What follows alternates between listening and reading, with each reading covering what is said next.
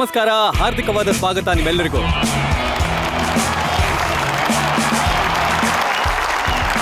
How's the Josh?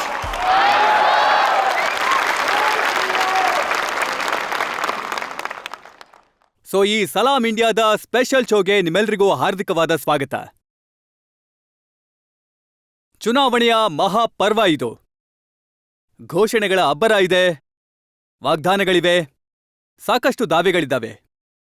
ಮತ್ತೆ ಇಂಥ ಸಮಯದಲ್ಲಿ, ಈ ಅಬ್ಬರದಲ್ಲಿ ಬಹುಶಃ ನಾವಿದನ್ನ ಮರ್ತು ಬಿಡ್ತೀವಿ. ಏನಂದ್ರೆ, ಈ ಚುನಾವಣೆ ಪ್ರಧಾನಮಂತ್ರಿಗಳ ಸರ್ಕಾರದ 5 ವರ್ಷದ ಅಕೌಂಟ್ ತಗೊಳ್ಳೋ ಚುನಾವಣೆ ಆಗಿರುತ್ತೆ.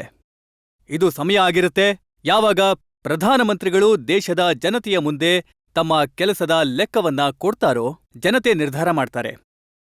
ನಾವು ನಿರ್ಧಾರ ಮಾಡಬೇಕಾಗಿದೆ, ಕಳೆದ 5 ವರ್ಷಗಳಲ್ಲಿ ಪ್ರಧಾನಮಂತ್ರಿ ಮೋದಿಯವರು ದೇಶಕ್ಕಾಗಿ ಏನ್ ಮಾಡಿದ್ದಾರೋ, ಒಳ್ಳೆದನ್ ಮಾಡಿದ್ದಾರೋ ಅಥವಾ ಕೆಟ್ಟದನ್ ಮಾಡಿದ್ದಾರೋ ಅಂತ. ಸಾಕಷ್ಟು ಮಾಡಿದ್ದಾರಾ ಅಥವಾ ಕೊರತೆ ಏನಾದ್ರೂ ಇದೆಯಾ ಅಂತ ನಾವು ನಿರ್ಧಾರ ಮಾಡಬೇಕಾಗಿದೆ. ಈ ದೇಶಕ್ಕೆ ಒಂದು ಭದ್ರವಾದ ಸರ್ಕಾರ ಬೇಕು ಅಂತ ನಾವು ನಿರ್ಧಾರ ಮಾಡಬೇಕಾಗಿದೆ. ಏನಂದ್ರೆ, ಈ ದೇಶಕ್ಕೆ ಒಂದು ಸಮ್ಮಿಶ್ರ ಸರ್ಕಾರ ಬೇಕಾ ಅಥವಾ ಒಂದು ಎಂಥ ಸರ್ಕಾರ ಬೇಕು ಅಂದ್ರೆ, ಎಂಥ ಒಬ್ಬ ಪ್ರಧಾನಮಂತ್ರಿ ಬೇಕು ಅಂದ್ರೆ ಅವರು ಪ್ರಪಂಚದಲ್ಲಿ ಭಾರತದ ತಲೆಯನ್ನ ಹೆಮ್ಮೆಯಿಂದ ಮೇಲೆತ್ತುವಂತೆ ಮಾಡೋರು.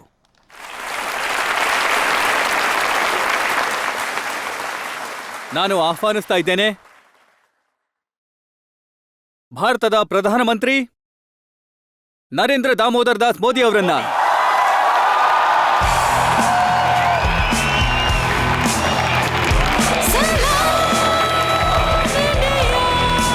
Please welcome Prime Minister Narendra Modi.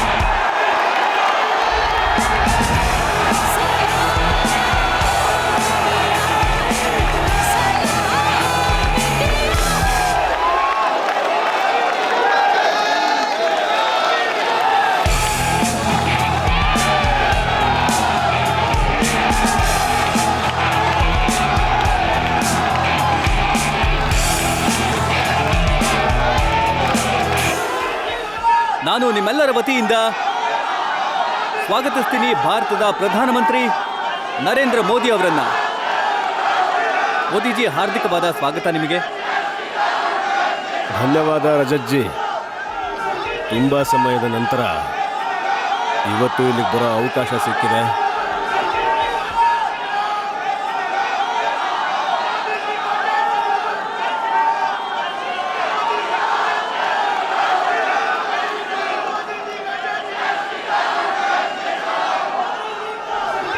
Modiji, ಯಾವಾಗ ಚುನಾವಣೆ ಆಗುತ್ತೋ ಸ್ವಲ್ಪ ಸುಮ್ಮನೆ ಇರಿ.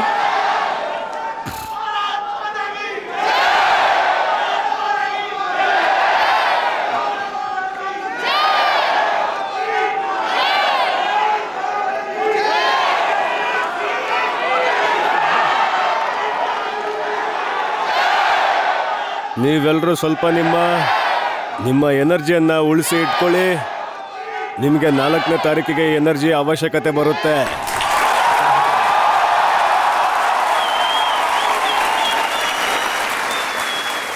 ಮೋದಿಜಿ, ಯಾವಾಗೆಲ್ಲ ಚುನಾವಣೆ ಆಗುತ್ತೋ ಮತ್ತೆ ನೀವು ಮುಂದೆ ಬರ್ತಿರೋ ಆಗ ಜನತೆಯಲ್ಲಿ ಇದೇ ತರದ ಜೋಶ್ ಕಾಣಿಸುತ್ತೆ. ಹಬ್ಬದ ವಾತಾವರಣ ನಿರ್ಮಾಣ ಆಗುತ್ತೆ. ಮತ್ತೆ ನೀವು ಏನು ಘೋಷಣೆ ಕೊಡ್ತೀರೋ ಆ ಘೋಷಣೆಯನ್ನ ತಗೊಂಡು ಜನರು ತುಂಬಾ ಮಜಾ ತಗೊಳ್ತಾರೆ. ಈ ಸಲ ನೀವ್ ಹೇಳಿದ್ರಿ ಅಬ್ ಕಿ ಬಾರ್ 400 ಪಾರ್.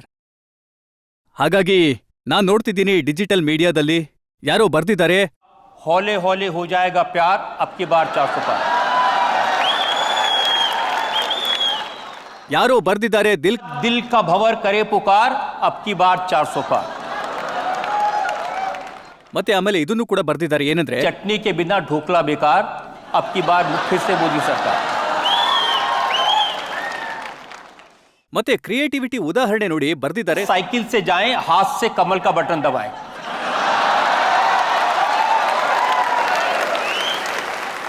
ಮತ್ತೆ ಆಮೇಲೆ ಬರ್ದಿದ್ದಾರೆ बेईमानों के लिए मोदी जहर है, गद्दारों के लिए मोदी कहर है और देश में मोदी की लहर है।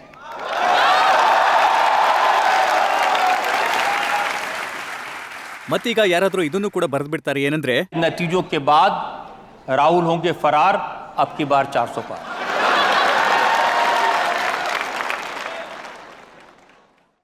ಹಾಗಾಗಿ ಈ ಹುಚ್ಚು ಏನಿದೆಯೋ ಪ್ರತಿ ಚುನಾವಣೆನಲ್ಲೂ ಕೂಡ ಇದು ಕಾಣಿಸುತ್ತೆ. ಒಳ್ಳೇದಾಯ್ತು ಏನಂದ್ರೆ ನನಗೆ ನಿಮ್ಮ ಈ ಶೋನಲ್ಲಿ ಬರೋಕೆ ಅವಕಾಶ ಸಿಕ್ತು. ಮತ್ತು ನೀವು ರಿಸರ್ಚ್ ಮಾಡಿ ಸಾಕಷ್ಟು ಏನೋ ಕಂಪೇಲ್ ಮಾಡ್ತಿದ್ದೀರಾ. ನಾನು ಖುದ್ದಾಗಿ ಇಷ್ಟೊಂದು ಓಡಾಟದಲ್ಲಿ ಇರ್ತೀನಿ. ಈ ವಿಷಯಗಳ ಕಡೆ ನನ್ನ ಗಮನ ತುಂಬ ಕಡಿಮೆ ಇರುತ್ತೆ. ಎಲ್ಲಕ್ಕಿಂತ ಇಂಟ್ರೆಸ್ಟಿಂಗ್ ವಿಚಾರ ನಾನು ಹೇಳೋದು ಮರ್ತೋದೆ. ಇವರು ಹೇಗೆ ಮದುವೆ ಕಾರ್ಡ್ನ ಪ್ರಿಂಟ್ ಮಾಡ್ತಾರೋ ಆ ಥರ ಮದುವೆ ಪ್ರೋಗ್ರಾಮ್ನ ಪ್ರಿಂಟ್ ಮಾಡ್ತಾರೆ. ಇವರು ಬರ್ದಿದ್ದಾರೆ 1ನೇ ಜೂನ್ಗೆ ಮೆಹಂದಿ, ಮತ್ತೆ 2ಕ್ಕೆ ಕೇಜ್ರಿವಾಲ್ ಅವರ ಬೀಳ್ಕೊಡುಗೆ,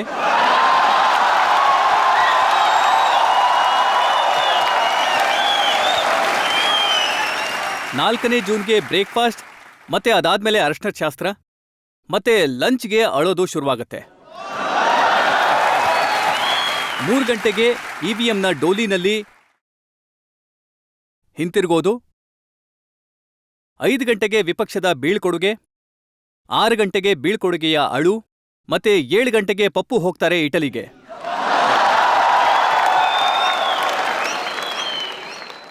ಒಂದ್ ವೇಳೆ ನಿಮ್ಮ ಹತ್ರ ಯಾವುದಾದ್ರೂ ಮದುವೆಯ ಕಾರ್ಡ್ ಇದ್ರೆ ಅದನ್ನ ಜನರಿಗೆ ತೋರಿಸ್ಬಿಡಿ. ಅಂದ್ರೆ ಗೊತ್ತಾಗ್ಲಿ ಏನ್ ಇದು ನೋಡಿ, ತೆಗಿತಾರೆ ಈ ಇನ್ನೊಂದು ಜನ್ರು ಕಾರ್ಡ್ ಅಂತ. ಇದೆ. ಇದನ್ನ ನೀವೆಲ್ಲರೂ ನೋಡ್ಬೋದು. ಪ್ರಯತ್ನ ಮಾಡ್ತೀನಿ ಇದನ್ನ ಸ್ಕ್ರೀನ್ ಮೇಲೆ ತೋರಿಸೋದಕ್ಕೆ. ಹ್ಮ್. ಈಗಿದು ಮದುವೆಗಿಂತ ಬೀಳ್ಕೊಡುಗೆ ಕಾರ್ಡ್ ಏನೋ ಅಂತ ಅನ್ನಿಸ್ತಾ ಇದೆ.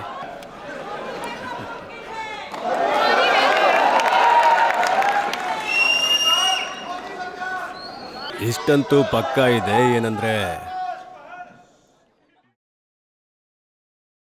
ದೇಶದ ಯುವಕರೇನಿದ್ದಾರೆ ಅವರ ಕ್ರಿಯೇಟಿವ್ ಮೈಂಡ್ ಏನಿದೆಯೋ ಅದು ಚುನಾವಣೆಯಲ್ಲಿ ಸಾಕಷ್ಟು ಆಕ್ಟಿವ್ ಅನ್ಸುತ್ತೆ. ಮತ್ತದಕ್ಕೆ ಕಾರಣ ಅವರು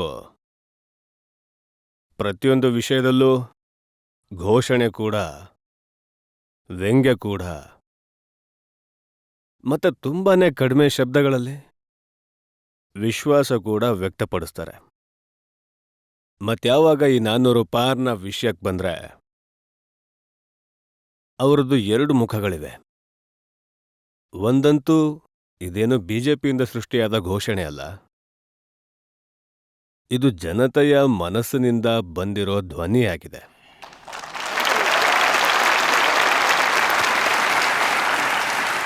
ಎಲ್ಲಿಯವರೆಗೆ ಮೋದಿಯ ಪ್ರಶ್ನೆ ಇದೆಯೋ ನೀವು ನೋಡ್ತೀರಾ 19ರಿಂದ 24ರವರೆಗೆ ನಾವು ಸರಿಸುಮಾರು 360 ಗೆದ್ದು ಬಂದಿದ್ವಿ ಎನ್ಡಿಎ.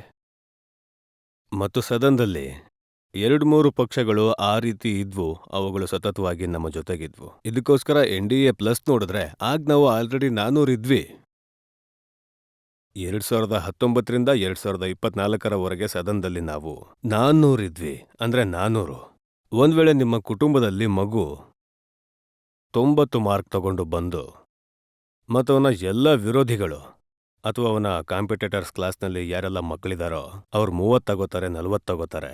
ಆದ್ರೂ ಕೂಡ ನೀವು ಅವನಿಗೆ ಹೇಳಲ್ಲ, ನೋಡ ನಿನ್ನ ಬಾಕಿ ಸ್ನೇಹಿತರು 40 ತಗೊಂಡಿದ್ದಾರೆ, ನೀನು ಸುಮ್ಮನೆ 50 ತಗೊಂಡು ಕೂತ್ಕೋ, ಯಾಕೆ 90 ಕಷ್ಟಪಡ್ತಿದೀಯಾ ಅಂತ. ನೀವು ಕೂಡ ಅವನಿಗೆ ಹೇಳ್ತೀರಾ ಏನಂದ್ರೆ, ಇಲ್ಲ 90 ಬಂತು, ಅದರ 95 ತಗೊಳಕ್ಕೆ ಮುಂದಿನ ಬರೀ ಟ್ರೈ ಮಾಡು ಅಂತ. ಹಾಗಾಗಿ 400 ಇದ್ರೂ ಕೂಡ ನಾನಂತೂ ನನ್ನ ಜೊತೆಗಾರರಿಗೆ ಹೇಳಲೇಬೇಕಾಗುತ್ತೆ ಏನಂದ್ರೆ, ಭಯ್ಯ ನಾವಂತೂ ಇನ್ನೂ ಮುಂದೆ ಹೋಗ್ಲೇಬೇಕು, ಇದಕ್ಕೋಸ್ಕರ 400ರ ಹತ್ರ ಬಂದಿದೆ. ಎರಡನೇದು, ಹೀಗೇನೆ ಯಾರೋ ಒಬ್ಬ ಕ್ರಿಯೇಟಿವ್ ಮೈಂಡ್ ನನಗೆ ಸಲಹೆ ಕೊಟ್ಟಿದ್ರು. ಏನಂದ್ರೆ 370 ಜನರ ತಲೆಯಲ್ಲಿ ಆ ಥರ ಫಿಟ್ ಆಗೋಗಿದೆ. ಮತ್ತೆ ಹಿಂದೂಸ್ಥಾನದ ಸ್ವಾತಂತ್ರ್ಯದ ಇತಿಹಾಸದಲ್ಲಿ ದೇಶದ ಏಕತೆಗಾಗಿ ಏನು ಪ್ರಯತ್ನಗಳಾದ್ವೋ, ಅದರಲ್ಲಿ ಆರ್ಟಿಕಲ್ 370 ಇಟ್ಕೊಂಡು ಏನು ಕೆಲಸ ಆಗಿದೆಯೋ ಅದು ಒಂದು ಮಹತ್ವಪೂರ್ಣ ಹೆಜ್ಜೆ ಆಗಿದೆ ಭಾರತದ ಅಭಿವೃದ್ಧಿಯ ಯಾತ್ರೆಯಲ್ಲಿ. ಇದಕ್ಕೋಸ್ಕರ ಯಾರೋ ಹೇಳಿದ್ರು ಏನಂದ್ರೆ ಬಿಜೆಪಿ ಟಾರ್ಗೆಟ್ ಮಾಡಬೇಕು, ಬಿಜೆಪಿಗೋಸ್ಕರ 370. ಹಾಗಾಗಿ ಆ 370ರ ಆರ್ಟಿಕಲ್ನಿಂದ, ಮತ್ತಿದು ನನಗೆ ಕಾಶ್ಮೀರದ ಯಾರೋ ಜೊತೆಗಾರರು ಹೇಳಿದ್ರು, 370 ಸೀಟ್ನ ಯಾವತ್ತಾದರೂ ಇದಕ್ಕೋಸ್ಕರ ನಾನು ಸಂಸತ್ತಲ್ಲಿ ಹೇಳ್ದೆ, ನೋಡಿ ಅಂಥವ್ರು ಕೂಡ ಇದ್ದಾರೆ, ಏನು ನನಗೆ ಹೇಳ್ತಾರೆ ಬಿಜೆಪಿ 370 ತಗೋಬೇಕು, ಯಾಕಂದ್ರೆ 370ರ ಮಹತ್ವ ಜನಮಾನಸದಲ್ಲಿ ರಿಜಿಸ್ಟರ್ ಆಗೋಗ್ಲಿ ಅಂತ. ಮೋದಿಜಿ, ನನಗೆ ನೆನಪಿದೆ, 5 ವರ್ಷದ ಮುಂಚೆ ನೀವು ಇದೇ ಥರ ಜನತೆ ಮುಂದೆ ಬಂದಿದ್ರಿ ನಿಮ್ಮ ಕೆಲಸದ ಬಗ್ಗೆ ಹೇಳೋದಕ್ಕೋಸ್ಕರ. ಅದಕ್ಕಿಂತ ಸ್ವಲ್ಪ ದಿನಗಳ ಮುಂಚೆ ಡೊನಾಲ್ಡ್ ಟ್ರಂಪ್ ಬಂದಿದ್ರು. ಅವರು ಅಹಮದಾಬಾದ್ನಲ್ಲಿ ದೊಡ್ಡ ಸ್ಟೇಡಿಯಂಗೆ ಹೋಗಿದ್ರು. ಮತ್ತೆ ಆಮೇಲೆ ಅಲ್ಲೂ ಕೂಡ ಘೋಷಣೆಗೆ ಹೋಗಿದ್ರು, ಅಬ್ ಕಿ ಬಾರ್ ಟ್ರಂಪ್ ಸರ್ಕಾರ ಅಂತ. ಅವರು ಸೋತೋದ್ರು. ಆಮೇಲೆ ಜೋ ಬೈಡನ್ ಬಂದ್ರು. ಹಾಗಾಗಿ ಎಷ್ಟೆಲ್ಲ ವಿರೋಧಿಗಳಿದ್ರು. ಅವ್ರು ಹೇಳ್ತಿದ್ರು ಏನಂದ್ರೆ, ಇನ್ಮೇಲೆ ಅಮೆರಿಕದ ಜೊತೆ ಮೋದಿ ಸಂಬಂಧಗಳು ಹಾಳಾಗೋಗುತ್ತೆ ಅಂತ. ಅವರು ಟ್ರಂಪ್ ಜೊತೆಗಿದ್ರು, ಈಗ ಜೋ ಬೈಡನ್ ಬಂದಿದ್ದಾರೆ. ಮತ್ತೆ ನಾವು ನೋಡ್ತಾ ಇದ್ದೀವಿ, ಟರ್ಮ್ ಮುಗಿತಾ ಇದ್ದ ಹಾಗೆ ಜೋ ಬೈಡನ್ ನಿಮ್ಮನ್ನ ಕರ್ಸಿದ್ರು. ಮತ್ತೆ ವೈಟ್ ಹೌಸಲ್ಲಿ ನಿಮ್ಗೆ ಎಂಥ ಸನ್ಮಾನ ಮಾಡಿದ್ರು ಅಂದ್ರೆ ಇದಕ್ಕೂ ಮುಂಚೆ ನಾವು ಯಾವತ್ತೂ ನೋಡೇ ಇರಲಿಲ್ಲ. I'm honored to be the first to have you here in 15 years. Yes. Prime Minister Modi, welcome back to the White House. I cannot imagine His Excellency Modi getting intimidated or being forced to take any steps or actions that would go against the national interests of India and the people of India. And there is pressure against him, I am aware of that.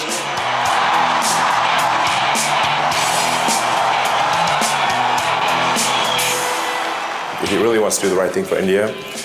He wants to be open, he wants to be supportive of new companies, and obviously, but at the same time, make sure it accrues to India's advantage. I am a fan of Modi, so. I said to my friend, the Prime Minister, before the last time I saw someone on the stage here was Bruce Springsteen, and he didn't get the welcome that Prime Minister Modi has got.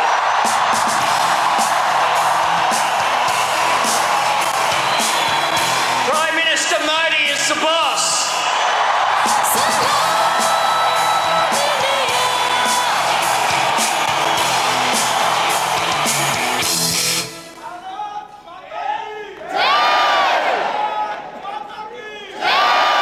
Modiji, ಮೊದಲು ಕೂಡ ನಾವು ಪ್ರಧಾನಮಂತ್ರಿಗಳನ್ನ ನೋಡಿದ್ದೀವಿ. ಮೊದಲು ಕೂಡ ನಮ್ಮ ಪ್ರಧಾನಮಂತ್ರಿಗಳು ವಿದೇಶಕ್ಕೆ ಹೋಗಿದ್ದಾರೆ. ಆದ್ರೆ ಏನು ಕಾರಣ ಇದೆ, ಪ್ರಪಂಚದ ಈ ಲೀಡರ್ ಯಾರು ಸಾಕಷ್ಟು ಶಕ್ತಿಶಾಲಿಗಳಾಗಿದ್ದಾರೆ, ಯಾರನ್ನೂ ಅವರು ಹೊಗಳುವಂತ ಅವಶ್ಯಕತೆ ಇಲ್ವೋ? ಇವರೆಲ್ಲರೂ ನಿಮ್ಮ ಬಗ್ಗೆ ಇಷ್ಟೊಂದು ಪ್ರೀತಿಯಿಂದ, ಇಷ್ಟೊಂದು ಅಭಿಮಾನದಿಂದ ಮಾತಾಡ್ತಾರೆ. ಮತ್ತೆ ಪುತಿನ್ ಅವರ ಹೇಳಿಕೆ ಏನಂದ್ರೆ, ಮೋದಿ ಯಾರ ಮುಂದೆನೂ ತಲೆಬಾಗಲ್ಲ ಅಂತ. ನಮ್ಮ ದೇಶಕ್ಕೆ ದುರಾದೃಷ್ಟ ಇತ್ತು ಏನಂದ್ರೆ, ಮೊದ್ಲ್ಯಾರಾದ್ರೂ ಪ್ರಧಾನಮಂತ್ರಿ ಹೋಗ್ತಿದ್ರೆ ಆಗ ಗೊತ್ತಾಗ್ತಿರ್ಲಿಲ್ಲ ಹೋಗ್ತಿದ್ದಾರೆ ಅಂತ.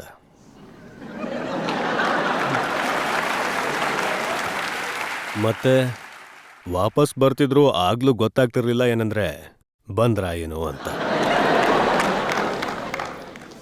ಎರಡನೇದು, ಇದರಲ್ಲಿ ಮೋದಿ ಇಲ್ಲ. ನಾವು ಭ್ರಮೆ ಹಬ್ಸೋದು ಬೇಡ, ಮತ್ ನಾವು ಭ್ರಮೆಲಿರೋದು ಬೇಡ. ಮೋದಿ ಬಹುಶಃ ನಿಮಿತ್ತ ಮಾತ್ರ ಆಗಿರ್ಬೋದು, ಮಾತಾಡೋದ್ರಲ್ಲಿ ಬಹುಶಃ ಸರಳ ಆಗಿರ್ಬೋದು, ಯಾಕಂದ್ರೆ ಸರಳತೆಯ ಉಪಯೋಗ ಆಗುತ್ತೆ ಅನ್ಸುತ್ತೆ.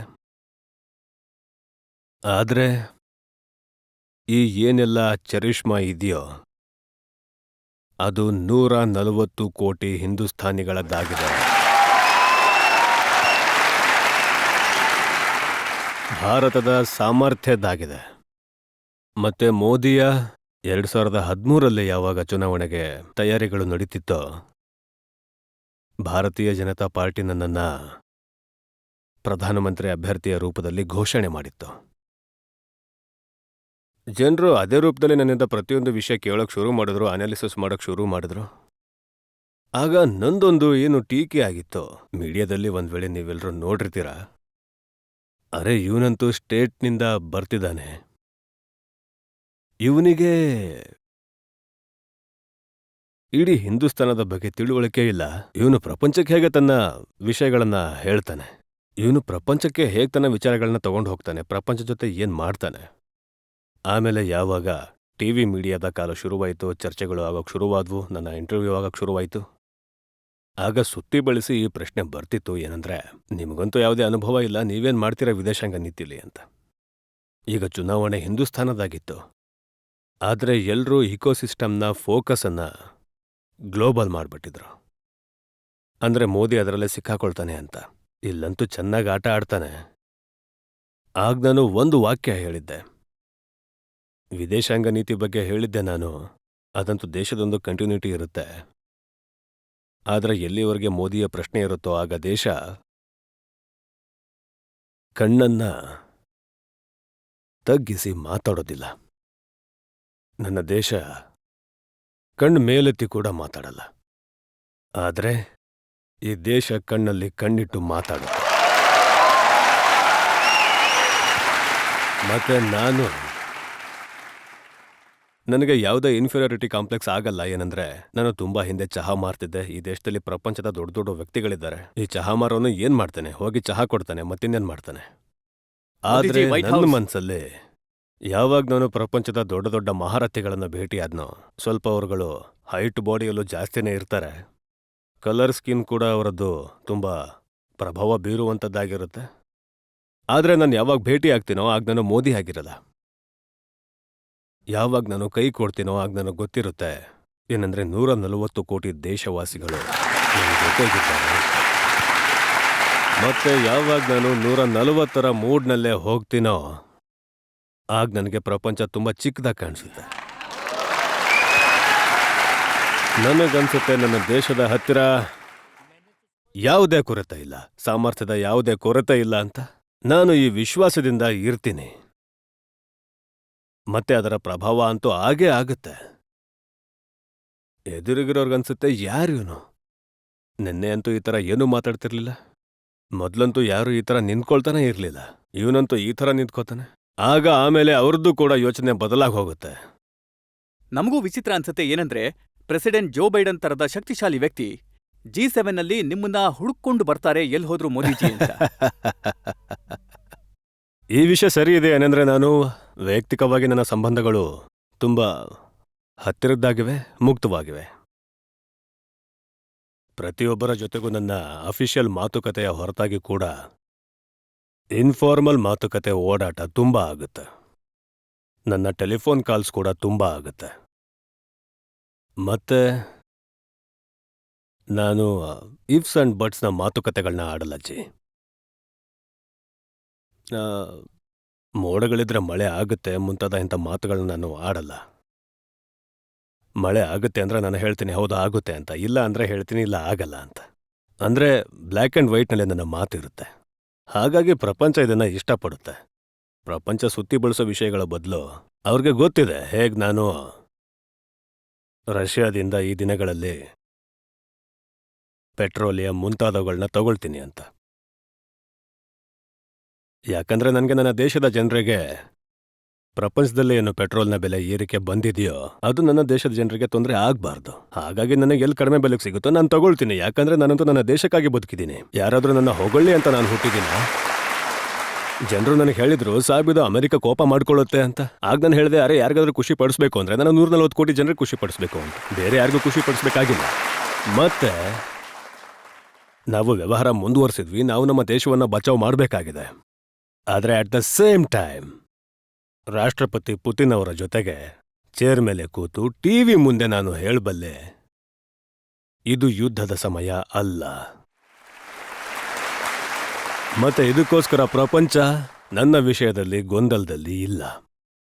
ಮತ್ತವ್ರಿಗೆ ಅನ್ಸುತ್ತೆ ಇದು ಹಿಂದೂಸ್ತಾನದ ಸ್ವಭಾವ ಆಗಿದೆ ಅಂತ. ಏನ್ ಮೋದಿ ಹೇಳ್ತಿದ್ದಾರೋ ಅದು. ಆದ್ರೆ ಮೋದಿಜಿ ಮೊದಲು ಕೂಡ ನಮ್ಮ ನಾಯಕರು ಹೋಗ್ತಿದ್ರು, ದೊಡ್ಡ ದೊಡ್ಡ ಹೆಸರು ಇರುವಂತ ನಾಯಕರು ಹೋಗ್ತಿದ್ರು. ನೀವು ಅಮೆರಿಕದ ಜೊತೆಗಿರ್ತೀರಾ ಅಥವಾ ರಷ್ಯಾದ ಜೊತೆಗಿರ್ತೀರಾ? ಇವ್ರಿಗೆ ಹೇಳಿದ್ರೆ ಅವ್ರು ಕೋಪ ಮಾಡ್ಕೊಳ್ತಾರೆ, ಅವ್ರಿಗೆ ಹೇಳಿದ್ರೆ ಇವ್ರು ಕೋಪ ಮಾಡ್ಕೊಳ್ತಾರೆ. ಈ ಬ್ಯಾಲೆನ್ಸ್ ಅನ್ನ ನೀವು ಚೇಂಜ್ ಮಾಡಿದ್ದೀರಾ. ಏನಂದ್ರೆ ಮೂಲಭೂತವಾಗಿ ನಮ್ಮ ನನಗನ್ಸುತ್ತೆ ಏನಂದ್ರೆ ಆ ಸಮಯದಲ್ಲಿ ಏನು ಮೂಲಭೂತ ಯೋಚನೆ ಇತ್ತು ಅದು ಇದಾಗಿತ್ತು, ಈಕ್ವಲ್ ಡಿಸ್ಟೆನ್ಸ್ನದ್ದಾಗಿತ್ತು. ಅಂದ್ರೆ ನಾವು ಎಲ್ರಿಂದ ಈಕ್ವಲ್ ಡಿಸ್ಟೆನ್ಸ್ ಮಾಡ್ಕೊಂಡು ಇರ್ತೀವಿ ಅಂತ. ಅಂತರ ಕಾಯ್ದುಕೊಳ್ಳೋದು ಇದು ಮಾನದಂಡ ಆಗಿತ್ತು. ನಾನು ಬಂದು ಇದನ್ನ ಬದಲಾಯಿಸಿದೆ. ನಾವು ಪ್ರಪಂಚದ ಜೊತೆ ಎಷ್ಟಾಗುತ್ತೋ ಅಷ್ಟು ಹತ್ತಿರ ಆಗ್ತೀವಿ. ಡಿಸ್ಟೆನ್ಸ್ ಅನ್ನೋ ಪದನೇ ನಾನು ತೆಗೆದುಹಾಕ್ಬಿಟ್ಟೆ. ಇದರಿಂದ ಏನಾಯ್ತು ಏನಂದ್ರೆ ಯಾರಿಗಾದ್ರೂ ಅನ್ಸುತ್ತೆ ಒಳ್ಳೇದು ಇವನು ಮಿಸ್ಟರ್ ಎ ಮುಂದೆ ಹೋದ್ರೆ ಬಿಗೆ ಅನ್ಸುತ್ತೆ ಅರೆ ನಾನು ಉಳಿದ್ಬಿಟ್ಟೆ ಅಂತ. ಅವನು ಕೂಡ ಮುಂದೆ ಬರ್ತಾನೆ. ಇಲ್ಲಿಂದ ಸಿಗ್ ಅನ್ಸುತ್ತೆ ನೋಡು ಅವನು ಮೋದಿ ಹತ್ರ ತಲುಪಿಟ್ಟ, ನಾನ್ ಹಿಂದೆ ಉಳಿದ್ಬಿಟ್ಟೆ ಅಂತ. ಸೊ ಇಲ್ಲಿರೋ ಡಿ ಬರ್ತಾನೆ. ಹಾಗಾಗಿ ಎಲ್ರಿಗೂ ಅನ್ಸುತ್ತೆ ಆವಾಗ ಏನಂದ್ರೆ ಹಿಂದೂಸ್ತಾನದ ಹತ್ರ ಹೋಗ್ಬೇಕು ಅಂತ. ಮತ್ತೆ ಗ್ಲೋಬಲಿ ಕಾಂಪಿಟೇಷನ್ ಆಗಿದೆ ಹಿಂದೂಸ್ತಾನದ ಹತ್ರ ಬರೋದಕ್ಕೆ. ನಮ್ಮ ವಿದೇಶಾಂಗ ಇಲಾಖೆ ಮೊದಲು ಕೆಲಸ ಆ ರೀತಿ ಮಾಡಿದ್ರು. ಏನಂದ್ರೆ ಅಂತರ ಕಾಯ್ದುಕೊಳ್ಳೋದಕ್ಕೆ. ಆಗ ನಮ್ಗೆ ನಮ್ಮ ಮಾತು ನಡೆಯುತ್ತೆ. ಇವತ್ ನನ್ನ ಪರಿಸ್ಥಿತಿ ಇದಾಗಿದೆ. ಈಗ ನೋಡಿ ಒಂದು ಘಟನೆನ ನಾನು ಹೇಳ್ತೀನಿ. ನಾನು ಇಸ್ರೇಲ್ಗೆ ಹೋಗಿದ್ದೆ. ಆಗ ಎಲ್ಲರೂ ಯಾರು ಬುದ್ಧಿಜೀವಿಗಳಿದ್ದಾರೆ ಅಲ್ವಾ, ಯಾರು ಪ್ರಪಂಚದಲ್ಲಿ ದೊಡ್ಡ ವ್ಯಕ್ತಿಗಳು ಅನ್ಸ್ಕೊಂಡವ್ರು ನನಗೆ ಅಡ್ವೈಸ್ ಮಾಡ್ತಾರೆ, ಸಾಬ್ ಇಸ್ರೇಲ್ಗೆ ಹೋಗ್ತೀರಾ ಅಂದ್ರೆ ಪ್ಯಾಲೆಸ್ತೈನ್ಗೆ ಹೋಗ್ಲೇಬೇಕು ಅಂತ. ಭಾರತದಲ್ಲಿ ಸೆಕ್ಯುಲರಿಸಮ್ನ ಅರ್ಥ ಇದೇ ಆಗಿದೆ. ಒಂದ್ ವೇಳೆ ನೀವು ಹನುಮಾನ್ಜಿ ಮಂದಿರಕ್ಕೆ ಹೋಗ್ತೀರಾ ಅಂದ್ರೆ ಸಂಜೆ ಇಫ್ತಾರ್ ಪಾರ್ಟಿ ಮಾಡಲೇಬೇಕಾಗತ್ತೆ. ಇದು ಅಂತ ಸೈಕಿ ಆಗೋಗಿದೆ ಜಿ. ಹಾಗಾಗಿ ನಾನು ಯೋಚಿಸ್ದೆ, ನಾನು ಸ್ಟ್ಯಾಂಡ್ ಅಲೋನ್ ಯಾತ್ರೆ ಮಾಡ್ತೀನಿ. ಇಸ್ರೇಲ್ಗೆ ಒಬ್ಬನೇ ಹೋಗ್ತೀನಿ, ಇಸ್ರೇಲಿಂದ ವಾಪಸ್ ಬರ್ತೀನಿ. ನಾನು ಪ್ಯಾಲೆಸ್ತೈನ್ಗೆ ಹೋಗಲ್ಲ. ಆದರೆ ನಾನಿದನ್ನು ಹೇಳಿದ ನಾನು ಪ್ಯಾಲೆಸ್ತೈನ್ಗೆ ಹೋಗ್ತೀನಿ ಅಂದರೆ ನೇರವಾಗಿ ಅಲ್ಲಿಗೆ ಹೋಗ್ತೀನಿ ಮತ್ತೆ ವಾಪಸ್ ಬರ್ತೀನಿ ಅಂತ. ನಾನಿದನ್ನು ಕ್ಲಬ್ ಮಾಡಿ ನಮ್ಮ ದೇಶದ ಸೆಕ್ಯುಲರಿಸಮ್ನ ಏನು ವಿಕೃತಿಗಳಿವೆಯೋ ನಾನದಕ್ಕೆ ಬಲಿ ಆಗಲ್ಲ. ಮತ್ತೆ ದೇಶದ ಸ್ವಾತಂತ್ರ್ಯದ ನಂತರ ನಾನು ಮೊದಲ ಪ್ರಧಾನಮಂತ್ರಿ ಇಸ್ರೇಲ್ಗೆ ಹೋಗಿದ್ದು ಶಾಂತಿಯಿಂದ ಕಾರ್ಯಕ್ರಮ ಮಾಡಿದೆ. ವಾಪಸ್ ಬಂದೆ. 2-3 ತಿಂಗಳುಗಳ ನಂತರ ನನ್ನ ಪ್ಯಾಲೆಸ್ತೈನ ಕಾರ್ಯಕ್ರಮ ಆಯಿತು. ಹಾಗಾಗಿ ನಾನು ನೇರವಾಗಿ ಪ್ಯಾಲೆಸ್ತೈನ್ಗೆ ಹೋದೆ. ಅಲ್ಲಿ ಹೋಗುವಾಗ ಲಾಜಿಸ್ಟಿಕ್ಸ್ ಪ್ರಾಬ್ಲಮ್ ಇತ್ತು. ನನಗೆ ಹೆಲಿಕಾಪ್ಟರ್ನ ಅವಶ್ಯಕತೆ ಇತ್ತು. ನಾನು ಜೋರ್ಡನ್ನಿಂದ ಹೋಗೋನಿದ್ದೆ. ಹಾಗಾಗಿ ಜೋರ್ಡನ್ನ ಕಿಂಗ್ ಯಾರು ಮೊಹಮ್ಮದ್ ಸಾಬ್ ಅವರ ನೇರ ವಾರಸ್ದಾರರಿದ್ದಾರೋ, ಜೋರ್ಡನ್ನ ಕಿಂಗ್ ಮೊಹಮ್ಮದ್ ಪೈಗಂಬರ್ ಸಾಬ್ ಅವರ ಡೈರೆಕ್ಟ್ ವಾರಸ್ದಾರರಾಗಿದ್ದಾರೆ.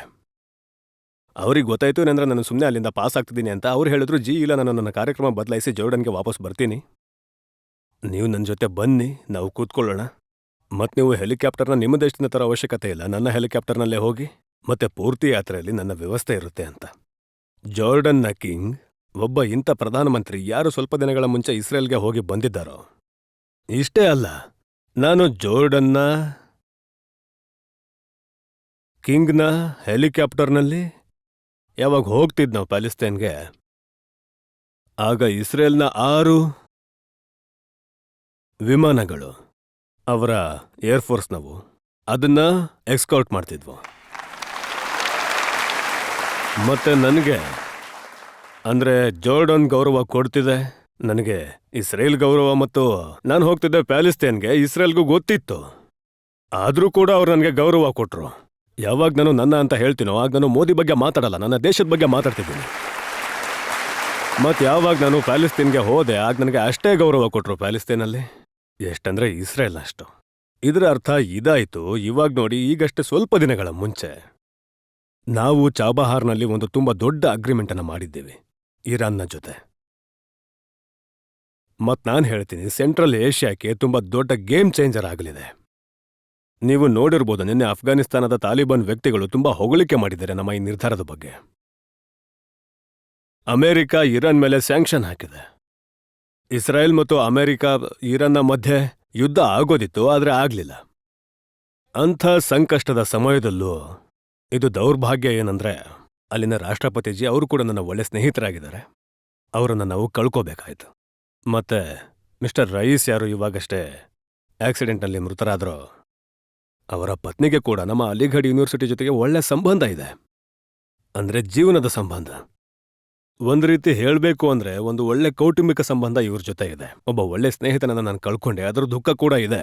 ಆದ್ರೆ ಅವರ ಸಾವಿನ ಸ್ವಲ್ಪ ಸಮಯದ ಮುಂಚೆ ನಾವು ಚಬಹಾರ್ನ ಅಗ್ರಿಮೆಂಟ್ ಮಾಡ್ಕೊಂಡ್ವಿ. ನಾನು ಒಪ್ಕೋತೀನಿ, ಏನಂದ್ರೆ ಸೆಂಟ್ರಲ್ ಏಷ್ಯಾದಲ್ಲಿ, ಆದರೆ ಪ್ರಪಂಚ ಯಾರೂ ನನಗೆ ವಿರೋಧ ಮಾಡಲಿಲ್ಲ. ಇದರ ಅರ್ಥ ಏನಂದ್ರೆ, ಒಂದ್ ವೇಳೆ ನೀವು ನಿಮ್ಮ ದೇಶದ ಹಿತಾಸಕ್ತಿಗಳನ್ನ ಗಮನದಲ್ಲಿ ಇಟ್ಕೊಂಡು ಕೆಲಸ ಮಾಡ್ತೀರಾ ಅಂದ್ರೆ, ಮತ್ತೆ ಪ್ರಪಂಚದಲ್ಲಿ ಸರಿ, ನನ್ನೊಂದು ಮಾತು ಸ್ಪಷ್ಟವಾಗಿದೆ. ನನ್ನ ದೇಶದ ನೀತಿಗಳು ಯಾರಾದ್ರೂ 3ನೇಯವರ ಬಗ್ಗೆ ನಾನು ಮಾತಾಡಲ್ಲ. ನನ್ನ ದೇಶಕ್ಕೆ ತನ್ನದೇ ಆದ ಅವಶ್ಯಕತೆಗಳಿವೆ, ನನ್ನ ದೇಶಕ್ಕೆ ಪ್ರಯಾರಿಟಿ ಇದೆ, ಅದರ ಪ್ರಕಾರನೇ ನಡೀತೀನಿ. ಅಂಥದ್ದೇ ಒಂದು ಪ್ರಾಬ್ಲಮ್ ಇದೆ, ಕೊರಿಯಾ ಮತ್ತೆ ಜಪಾನ್ದು. ಜಾಸ್ತಿ ನಾಯಕರು ಕೊರಿಯಾಗೆ ಹೋದ್ರೆ ಜಪಾನ್ಗೆ ಹೋಗ್ತಾರೆ, ಜಪಾನ್ಗೆ ಹೋದ್ರೆ ಕೊರಿಯಾಗೆ ಹೋಗ್ತಾರೆ, ಕ್ಲಬ್ ಮಾಡ್ತಾರೆ. ಅವ್ರ ಹೇಳಿಕೆ ಇದು ನಮಗೆ ಇನ್ಸಲ್ಟ್ ಅಂತ. ನೀವ್ಯಾಕೊಬ್ರೇ ನಮ್ಮ ಜೊತೆ ಬರಲ್ಲ? ನಾನು ಹೇಳ್ದೆ ಸರಿ ನಾನು ಬರ್ತೀನಿ ಅಂತ. ನಾನು ಕೊರಿಯಾಗೆ ಒಬ್ನೇ ಹೋದೆ, ಬಾಕಿ ಎಲ್ಲ ಕಡೆ ಹೋದೆ, ಜಪಾನಿಗೆ ಹೋಗ್ಲಿಲ್ಲ. ಯಾವಾಗ ಜಪಾನಿಗೆ ಹೋದ್ನೋ ಆಗ ಕೊರಿಯಾಗೆ ಹೋಗ್ಲಿಲ್ಲ. ಅವ್ರಿಗೆ ಮೆಸೇಜ್ ಹೋಗುತ್ತೆ, ಎಸ್ ಈ ಮನುಷ್ಯನಿಗೆ ತಿಳುವಳಿಕೆ ಇದೆ ಅಂತ. ಹಾಗಾಗಿ ಪ್ರಪಂಚ ಯಾವುದನ್ನ ಸೆಳೆದುಕೊಳ್ತಿರುತ್ತೋ ಮತ್ತು ತುಂಬಾ ಸೂಕ್ಷ್ಮವಾಗಿ ಈ ವಿಷಯಗಳನ್ನು ನಾನು ಅಧ್ಯಯನ ಮಾಡ್ತೀನಿ. ನಾನು ಹಳೆಯ ಅಡ್ವೈಸ್ಗಳ ಮೇಲೆ ನಡೆಯಲ್ಲಜ್ಜಿ. ಮತ್ತೆ ಅದರ ಪರಿಣಾಮ ಏನು ಅಂದ್ರೆ ಇವತ್ತು ಪ್ರಪಂಚದಲ್ಲಿ ಭಾರತದ ಜಯ ಜಯಕಾರ ಆಗ್ತಿದೆ. ಒಂದು ಉದಾಹರಣೆ ನಾವು ಜೈ ಜೈಕಾರದ್ದು ನೋಡಿದ್ವಿ. ಪಾಕಿಸ್ತಾನದ ವಿದ್ಯಾರ್ಥಿಗಳು ಉಕ್ರೇನ್ನಿಂದ ಭಾರತದ ತ್ರಿವರ್ಣ ಧ್ವಜ ಹಿಡ್ಕೊಂಡು ಅದರ ಮರೆಯಲ್ಲಿ ಅವರು ಹೊರಬಂದ್ರು. ಈಗ ನೋಡಿ ನಮ್ಮ ದೇಶದಲ್ಲೂ ಹೇಗಾಗ್ತಿದೆ ಅಂದ್ರೆ ನನಗೂ ಆಶ್ಚರ್ಯ.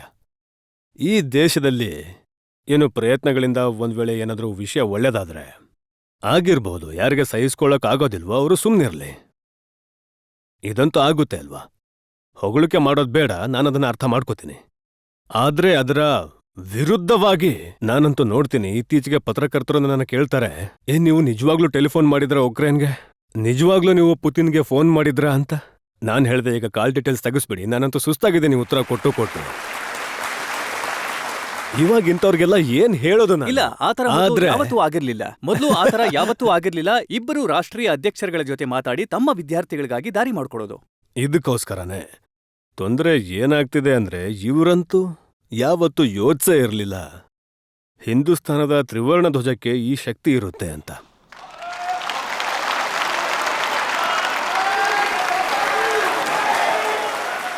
ಮತ್ ನನ್ನ ಮೊದಲ ಅನುಭವ ನಾನು ಹೇಳ್ಬಿಡ್ತೀನಿ. ಈ ವಿಷಯಗಳು ನಾನು ವಿಷಯಗಳನ್ನ ಅಬ್ಸರ್ವ್ ಮಾಡ್ತೀನಿ, ಸ್ಟಡಿ ಮಾಡ್ತೀನಿ, ಅನಾಲಿಸಿಸ್ ಮಾಡ್ತೀನಿ. ನನಗೆ ಮೊದಲ ಬಾರಿ ಯಾವಾಗ ಅನುಭವ ಆಯಿತು, ಯಾವಾಗ ನೇಪಾಳದಲ್ಲಿ ಭೂಕಂಪ ಬಂತ, ಆಗ ನಾವು ಎಷ್ಟಾಗುತ್ತೋ ಅಷ್ಟು ಸಹಾಯ ಮಾಡಬೇಕು ಅನ್ನೋದು ನನಗೆ ಜವಾಬ್ದಾರಿ ಇತ್ತು. ಯಾಕಂದ್ರೆ ನನಗೊಂದು ಅನುಭವ ಇತ್ತು. ಗುಜರಾತ್ನ ಭೂಕಂಪದ ನಂತರ ಕೆಲಸದ ಬಗ್ಗೆ ಒಂದು ಒಳ್ಳೆ ಅನುಭವ ಇತ್ತು. ಹಾಗಾಗಿ ನಾನು ಖುದ್ದಾಗಿ ವಿಷಯಗಳನ್ನ ಲೀಡ್ ಮಾಡ್ತಿದ್ದೆ, ಮೊಬಲೈಸ್ ಮಾಡ್ತಿದ್ದೆ.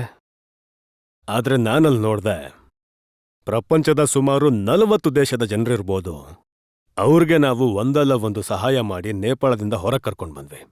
ಆ ದಿನ ನಾನು ಅರ್ಥ ಮಾಡ್ಕೊಂಡೆ, ಇಲ್ಲಿವರೆಗೆ ಹ್ಯುಮ್ಯಾನಿಟೇರಿಯನ್ ಗ್ರೌಂಡ್ ಮೇಲೆ ಹೆಲ್ಪ್ ಮಾಡೋ ಕಾಂಟ್ರಾಕ್ಟ್ ಪಶ್ಚಿಮ ದೇಶಗಳದಾಗಿತ್ತು. ನಾನ್ ನಿರ್ಧಾರ ಮಾಡಿದೆ ಈ ಕಾಂಟ್ರಾಕ್ಟಿನ ಮೇಲೆ ನಂದು ಅಂತ. ಮತ್ತೆ ಇದಕ್ಕೋಸ್ಕರನೇ ನೀವು ನೋಡಿರ್ಬೋದು, ಕೋವಿಡ್ನಲ್ಲಿ ನಾವು ಚೈನಾದಿಂದ ಜನರನ್ನ ವಾಪಸ್ ಕರ್ಕೊಂಡು ಬಂದ್ವಿ. ಹಾಗೇನೆ ಸಾಕಷ್ಟು ಬೇರೆ ದೇಶಗಳಿಂದ ಜನರನ್ನ ಕರ್ಕೊಂಡು ಬಂದ್ವಿ. ಯೆಮೆನ್ನಲ್ಲಿ ತೊಂದರೆ ಬಂತು, ನಾವು ಬೇರೆ ದೇಶಗಳ ಜನರನ್ನ ಕರ್ಕೊಂಡು ಬಂದ್ವಿ. ಮತ್ತೆ ಆಮೇಲೆ ಅವರನ್ನ ಅವರ ದೇಶಕ್ಕೆ ಕಳಿಸಿದ್ವಿ. ಈಗಷ್ಟೇ ಸುಡನ್ನಲ್ಲಾಯ್ತು, ನಮ್ಮ ದೇಶದವರ ಜೊತೆ ಅಲ್ಲೂ ಕೂಡ ಬೇರೆ ದೇಶದ ಜನರು ಸಿಕ್ಕಾಕೊಂಡಿದ್ರು, ಅವರನ್ನು ಕೂಡ ಕರ್ಕೊಂಡು ಬಂದ್ವಿ. ಹಾಗಾಗಿ ಇವತ್ತು ಪ್ರಪಂಚದಲ್ಲಿ ಯಾವತ್ತೂ ನಮ್ಮ ಹೆಸರು ಇರ್ಲಿಲ್ವೋ ಅಂದ್ರೆ ಇದಾಗಿತ್ತು. ಏನಂದ್ರೆ ಇದು ಪಶ್ಚಿಮದ ದೇಶಗಳಿಗೆ ಒಂದು ರೀತಿಯ ಅದರ ಮೇಲೆ ಓನರ್ಶಿಪ್ ಇತ್ತು. ನೋಡಿ, ಇದು ಮಿಲಿಟರಿ ಅಂಡ್ ಗ್ರೌಂಡ್ ಮೇಲೆ ಕೆಲಸ ಆಗೋದಿದ್ರೆ ಇವರೇ ಮಾಡ್ತಾರೆ, ಇವರಿಗಂತೂ ಪೂರ್ತಿಯಾಗಿ ಏನು ಮಾಡಲ್ಲ. ಪರಿಸ್ಥಿತಿ ಏನಾಗಿದೆ ಅಂದ್ರೆ, ಭಾರತ ನೀವೇನ್ ಮಾಡ್ತೀರಾ ಅಂತ ಜನರು ಕೇಳ್ತಾರೆ, ನೀವ್ ಹೇಗ್ ಮಾಡ್ತೀರಾ ಅಂತ ಕೇಳ್ತಾರೆ. ಮತ್ ನಾನು ಮಾಡ್ತೀನಿ ಕೂಡ. ಈಗ ನೋಡಿ, ಆರ್ಟಿಕಲ್ 370 ಯಾವಾಗ ವಾಪಸ್ ತಗೊಂಡ್ರು, ಆಗ ನಿಮ್ಗೆ ಈ ವಿಷಯದ ಚಿಂತೆ ಇರ್ಲಿಲ್ವಾ? ಏನಂದ್ರೆ ಮಿಡಲ್ ಈಸ್ಟ್ ದೇಶಗಳು ಕೋಪ ಮಾಡ್ಕೊಳ್ತಾರೆ ಅಂತ, ಅಥವಾ ಅರಬ್ ಕಂಟ್ರೀಸ್ ನಮ್ಮ ಮೇಲೆ ಕೋಪ ಮಾಡ್ಕೊಳ್ತಾರೆ ಅಂತ, ಮತ್ತೆ ನಮ್ಮ ಕೆಲಸಗಳನ್ನೆಲ್ಲ ನಿಲ್ಲಿಸ್ಬಿಡ್ತಾರೆ ಅಂತ? ಈಗ ನೋಡಿ, ತುಂಬಾ ಒಳ್ಳೆ ಪ್ರಶ್ನೆ ಇದು. ಮತ್ತೆ ಈ ಉತ್ತರ ನಂದು ಬಹುಶಃ ಸ್ವಲ್ಪ ಉದ್ದ ಆಗೋಗುತ್ತೆ. ಬಹುಶಃ ಮೊದಲನೇ ಬಾರಿ ಈ ವಿಷಯನ ನೀವು ನನಗೆ ಇಂಥ ಜಾಗದಲ್ಲಿ ಮುಟ್ಟಿದ್ದೀರಾ. ಬಹುಶಃ ನಾನು ಪ್ರಯತ್ನ ಮಾಡ್ತಿದ್ದೀನಿ ಇದನ್ನ ಆರ್ಟಿಕುಲೇಟ್ ಮಾಡೋದಕ್ಕೆ, ಯಾಕಂದ್ರೆ ನೀವು ಒಂದೇ ಸಲ ಕೇಳ್ತಿದ್ದೀರಾ. ಆದ್ರೆ ನಮ್ಮ ದೇಶದಲ್ಲಿ ಯಾವಾಗೆಲ್ಲ ಕಾಶ್ಮೀರದ ವಿಷಯ ಬರ್ತಿತ್ತೋ ಆಗ 70 ವರ್ಷದವರೆಗೆ ಇದನ್ನ ಇಂಟರ್ನ್ಯಾಷನಲೈಸ್ ಮಾಡಲಾಗಿತ್ತು. ಪ್ರಪಂಚದ ಪ್ರತಿಯೊಂದು ದೇಶ ಕಾಶ್ಮೀರದ ವಿಷಯದ ಮೇಲೆ ಭಾರತವನ್ನ ಕಟಕಟೆಯಲ್ಲಿ ನಿಲ್ಲಿಸ್ತಿತ್ತು. ಸ್ವಲ್ಪ ಮಟ್ಟಿಗೆ ಅಟಲ್ಜಿ ಪ್ರಯತ್ನ ಮಾಡಿದ್ರು, ಏನಂದ್ರೆ ಟೆರರಿಸಂನ ಸೆಂಟರ್ ಪಾಯಿಂಟ್ಗೆ ತರೋದಕ್ಕೆ. ಆದ್ರೆ ಒಟ್ಟಾರೆಯಾಗಿ ಪ್ರಪಂಚದಲ್ಲಿ ಮತ್ತೆ ಇದಕ್ಕೋಸ್ಕರನೇ 370ರ ಸಂಬಂಧದಲ್ಲೂ ಇದು ಸಹಜವಾಗಿತ್ತು. ಪ್ರಪಂಚ ಯಾವುದಾದ್ರೂ ತುಂಬಾ ದೊಡ್ಡ ಅಸಮಾಧಾನ ವ್ಯಕ್ತಪಡಿಸುತ್ತೆ ಅಂತ, ಅದು ಉಲ್ಟಾ ಆಯಿತು. ಪ್ರಪಂಚದ ಎಷ್ಟೆಲ್ಲ ದೇಶದ ಜನರು ಅನ್ಕೋತಿದ್ರೋ ಈ ವಿಷಯಗಳ ಮೇಲೆ, ಭಾರತದ ಮೇಲೆ ಅವರು ಅಸಮಾಧಾನ ವ್ಯಕ್ತಪಡಿಸ್ಬೋದು ಅಂತ, ಭಾರತವನ್ನು ಸುತ್ತುವರಿಬೋದು ಅಂತ, ಅತಿ ಹೆಚ್ಚು ಜನರು ಮೌನವಾಗಿದ್ರು. ಯಾರು ಹೇಳಿದ್ರೋ ಅವ್ರು ಹೇಳಿದ್ರು ಏನಂದ್ರೆ ಇದು ಅವರ ಇಂಟರ್ನಲ್ ವಿಷಯ ಆಗಿದೆ ಅಂತ. ದೌರ್ಭಾಗ್ಯ ಇದಾಗಿದೆ ಏನಂದ್ರೆ ಅರಬ್ ದೇಶಗಳಂತೂ ಶಾಂತವಾಗಿದ್ವು, ಪ್ರಪಂಚದ ಎಲ್ಲ ಇಸ್ಲಾಮಿಕ್ ದೇಶಗಳು ಶಾಂತವಾಗಿದ್ವು. ನನ್ನ ದೇಶದ ಕಾಂಗ್ರೆಸ್ ಮಾತ್ರ ಚೂಚು ಮಾಡ್ತಾನೆ ಇತ್ತು.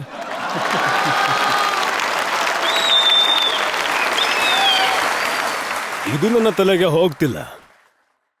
ಇದರ ಅರ್ಥ ಏನಂದ್ರೆ ಇದು ಒಂದು ಅಂಥ ಮಾನಸಿಕ ವಿಕೃತಿಗಳಿಂದ ತುಂಬಿರೋರ ಯೋಚನೆ ಆಗಿದೆ ಪ್ರಪಂಚದಲ್ಲಿ. ಮತ್ತೆ ಸರಿ, 370ರ ನಂತರ ನಾನು ಪ್ರಪಂಚದ ಸಾಕಷ್ಟು ಇಸ್ಲಾಮಿಕ್ ದೇಶಗಳಲ್ಲಿ ತುಂಬಾ ದೊಡ್ಡ ಗೌರವ ಪಡ್ಕೊಂಡ್ಬಂದಿದ್ದೀನಿ.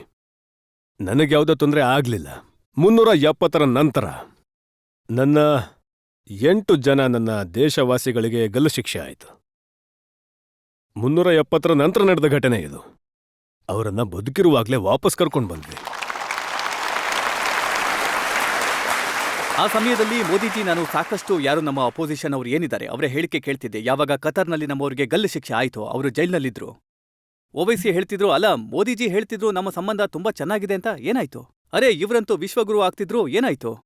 ಯಾರೋ ಹೇಳ್ತಿದ್ರು ಕತಾರ್ನ ಮೋದಿಜಿ ಹೇಳ್ತಿದ್ರು this is my second home ಅಂತ. ಈಗ ಏನೂ ಮಾಡೋಕ್ಕಾಗ್ತಿಲ್ಲ. ಒಂದಂತೂ ಅವರು ಮೋದಿ ಬಗ್ಗೆ ಪೂರ್ತಿ ಸ್ಟಡಿ ಮಾಡಿಲ್ಲ, ಅಥವಾ ಮೋದಿ ವಿಷಯ ಬಂತು ಆ ಸಮಯದಲ್ಲಿ ಮೀಡಿಯಾದಲ್ಲಿ ಬಂದ್ರೆ ಸ್ವಲ್ಪ ಜಾಗ ಸಿಗುತ್ತೆ, ಇದಕ್ಕೋಸ್ಕರ ಹೀಗೆಲ್ಲ ಮಾತಾಡ್ತಾರೆ. ಯಾಕಂದ್ರೆ ಮೋದಿ ಒಂದು ಎಂಥ ಬ್ರ್ಯಾಂಡ್ ಅಂದ್ರೆ ಅದರಲ್ಲಿ ಅದರ ಕಾರಣದಿಂದ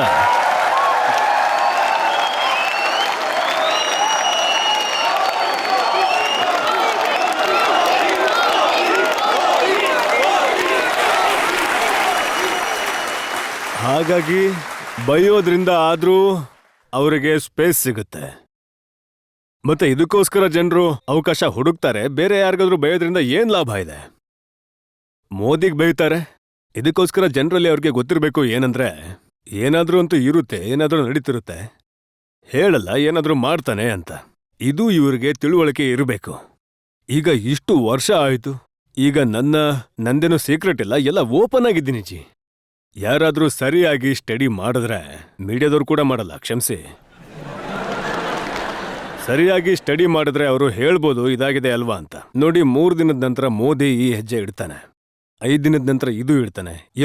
ನೀವು ನಿರ್ಧಾರ ಮಾಡ್ಬೋದು, ಆದ್ರೆ ನಿಮಗೆ ತಯಾರಿ ಇಲ್ಲ. ಯಾಕಂದ್ರೆ ನೀವು ಮೊದ್ಲೇ ನಿರ್ಧಾರ ಮಾಡಿರೋ ಪರ್ಸೆಪ್ಷನ್ನಲ್ಲಿ ಬದುಕೋಕ್ ಇಷ್ಟಪಡ್ತೀರಾ, ಅದನ್ನೇ ಹಬ್ಬಿಸ್ತೀರಾ, ಮತ್ತೆ ಅದಕ್ಕೆ ಅನುಗುಣವಾಗಿ ಯಾವ್ದಾದ್ರೂ ಡೌಟ್ ಸಿಕ್ಕರೆ ಹುಡುಕ್ತಾ ಇರ್ತೀರಾ. ಇದರಿಂದನೇ ಎಲ್ಲರೂ ಫೇಲ್ ಆಗಿ ಹೋಗ್ತಾರೆ.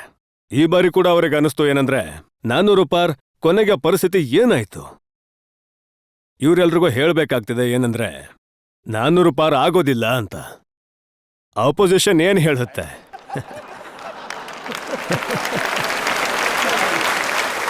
ಅವರಿಗೆ ಅರ್ಥನೇ ಆಗ್ತಿಲ್ಲ ನಾನು ಎಲ್ಲಿ ಕರ್ಕೊಂಡು ಹೋಗ್ತಿದ್ದೀನಿ ಅಂತ.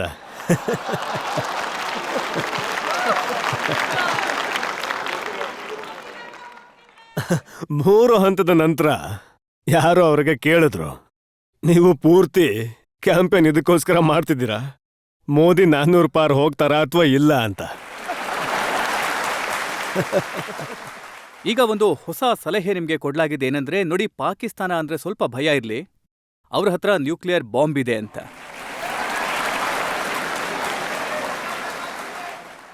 ಹಾಗಂದ್ರೆ ಆ ಶಕ್ತಿ ಏನಿದೆ ಅದನ್ನ ನಾನು ಖುದ್ದು ಲಾಹೋರ್ಗೆ ಹೋಗಿ ಚೆಕ್ ಮಾಡ್ಕೊಂಬಂದಿದ್ದೀನಿ.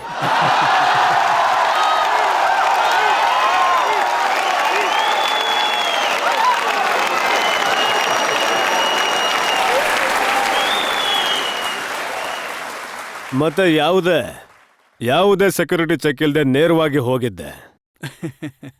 ಮತ್ತೆ ಅಲ್ಲೇ ಒಬ್ಬ ರಿಪೋರ್ಟರ್ ರಿಪೋರ್ಟ್ ಮಾಡ್ತಿದ್ದ, ಹಾಯ್ ಅಲ್ಲ ತೋಬಾ, ಇವರು ಯಾವುದೇ ವೀಸಾ ಇಲ್ದೆ ಹೇಗ್ ಬಂದ್ರು? ಇದು ಚರ್ಚೆ ಆಗಿತ್ತು ಟಿವಿಯಲ್ಲಿ. ಇವರು ವೀಸಾ ಇಲ್ದೆ ಹೇಗ್ ಬಂದ್ರು? ಅರೆ ಅದಂತೂ ನಂದೇ ದೇಶ ಆಗಿತ್ತು ಕಣ್ರಯ್ಯ ಒಂದು ಕಾಲದಲ್ಲಿ.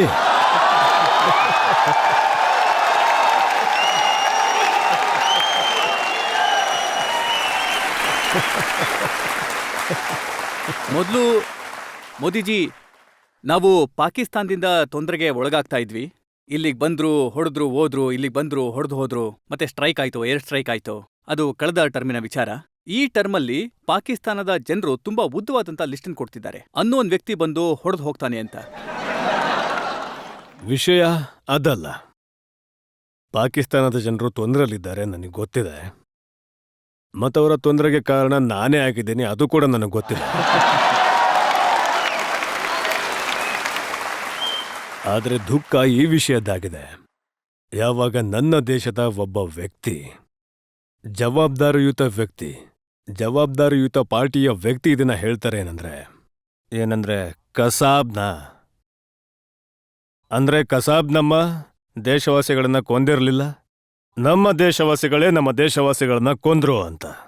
ಪಾಕಿಸ್ತಾನದ ಫೇವರ್ಲಿ, ಕಸಾಬ್ನ ಫೇವರ್ಲಿ ನನ್ನ ದೇಶದ ಒಂದು ಪಾರ್ಟಿ 5 ವರ್ಷಗಳವರೆಗೆ ಅಧಿಕಾರದಲ್ಲಿತ್ತೋ, ಯಾವಾಗ 26/11 ಘಟನೆ ಆಯ್ತು ಅವ್ರು ಪವರಲ್ಲಿದ್ರು, ಅವರ ಕಡೆಯಿಂದ ಯಾವಾಗ ಹೇಳಿಕೆ ಬರುತ್ತೆ ಏನಂದ್ರೆ ಇದೇನೋ ಪಾಕಿಸ್ತಾನದವರು ಭಯೋತ್ಪಾದನೆ ಮಾಡಿಲ್ಲ, ಹಿಂದೂಸ್ತಾನದವರೇ ಮಾಡಿದ್ರು ಅಂತ, ಆಗಂತೂ ನಾಚಿಕೆಯಿಂದ ತಲೆ ತಗ್ಗಿಸ್ಬೇಕಾಗುತ್ತೆ, ತುಂಬಾ ನೋವಾಗುತ್ತೆ.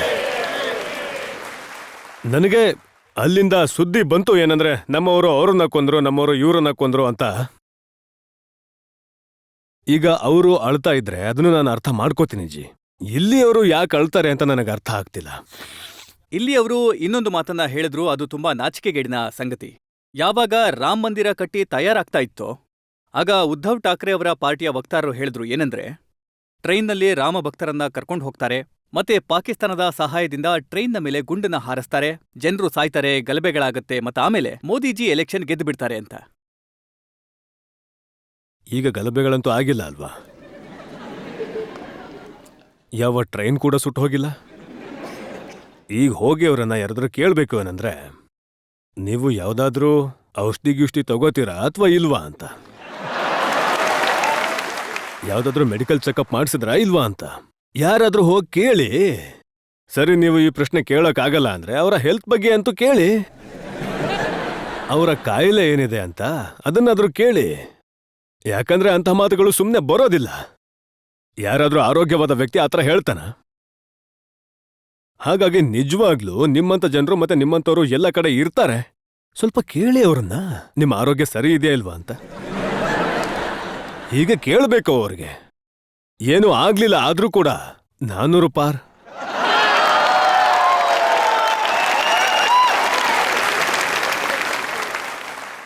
ಇವಾಗ ನಾವು ಪಾಕಿಸ್ತಾನದ ಚರ್ಚೆ ಮಾಡ್ತಿದ್ವಿ. ಅಲ್ಲಿನ ಜನರ ಇಂಟ್ರೆಸ್ಟಿಂಗ್ ವಿಡಿಯೋಸ್ ನಾನು ನೋಡಿದೆ. ಯಾವಾಗ ಚಂದ್ರಯಾನ ಇಳೀತೋ ಚಂದ್ರನ ಮೇಲೆ, ಆಗ ಅವ್ರು ಹೇಳಿದ್ರು ಏನಂದ್ರೆ, ನಾವಂತೂ ಆಲ್ರೆಡಿ ಚಂದ್ರನ ಮೇಲಿದ್ದೀವಿ, ಗುಂಡಿಗಳಿವೆ, ಕತ್ಲೆ ಇದೆ, ವಿದ್ಯುತ್ ಇಲ್ಲ, ನೀರಿಲ್ಲ ಅಂತ.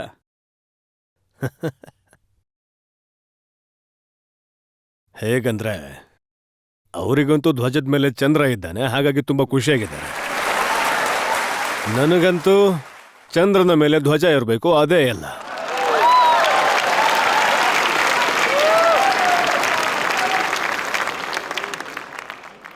ಇದರಲ್ಲಿ ಸೆಕ್ಯುಲರಿಸಂನ ವಿಷಯ ಬಂತು. ನೀವು ನಮ್ಮ ಚಂದ್ರಯಾನ ಎಲ್ಲಿ ಇಳೀತೋ ಅದರ ಹೆಸರು ಶಿವಶಕ್ತಿ ಸ್ಥಳ ಅಂತ ಇಟ್ರಿ. ಇದು ದೇಶದ ದುರಾದೃಷ್ಟ ಏನಂದ್ರೆ, ಪ್ರತಿಯೊಂದು ವಿಷಯದಲ್ಲೂ ವೋಟ್ ಬ್ಯಾಂಕ್ನ ದೃಷ್ಟಿಕೋನದಿಂದ ನೋಡ್ಲಾಗುತ್ತೆ.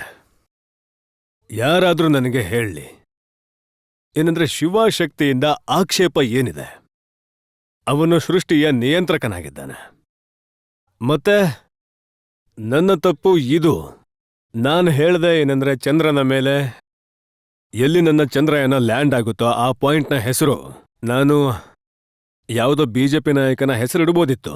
ಯಾರೂ ನನಗೆ ಬೇಡ ಅಂತಿರ್ಲಿಲ್ಲ, ಯಾಕಂದ್ರೆ ಅವರು ಆ ಸಂಪ್ರದಾಯ ಮಾಡಿದ್ರು. ಆದ್ರೆ ನಾನು ಆ ಥರ ಮಾಡಲಿಲ್ಲ. ನಾನು ಶಿವಶಕ್ತಿ ಅಂತ ಇಟ್ಟೆ. ಹಾಗಾಗಿ ಇದು ಅವರ ತಲೆ ಒಳಗೆ ಅಂಥ ಅದರ ಪ್ರಭಾವ ಇತ್ತು ಅಂದ್ರೆ ಮಾತಾಡೋಕ್ಕಂತೂ ಆಗ್ಲೇ ಇಲ್ಲ.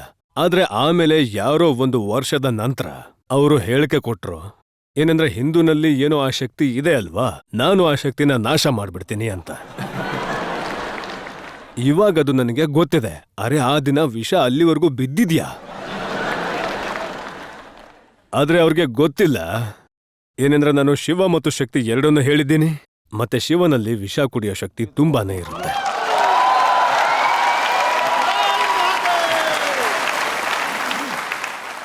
ಈಗ ರಾಮ ಮಂದಿರದ ಪ್ರಾಣ ಪ್ರತಿಷ್ಠಾಪನೆಯ ಬಹಳ ದೊಡ್ಡ ಸಮಾರಂಭ ಆಯಿತು. ರಾಮ ಮಂದಿರ ನಿರ್ಮಾಣ ಆಯಿತು. ಇದರಲ್ಲೂ ಕೂಡ ಅವರಿಗೆ ಆಕ್ಷೇಪ ಇದೆ.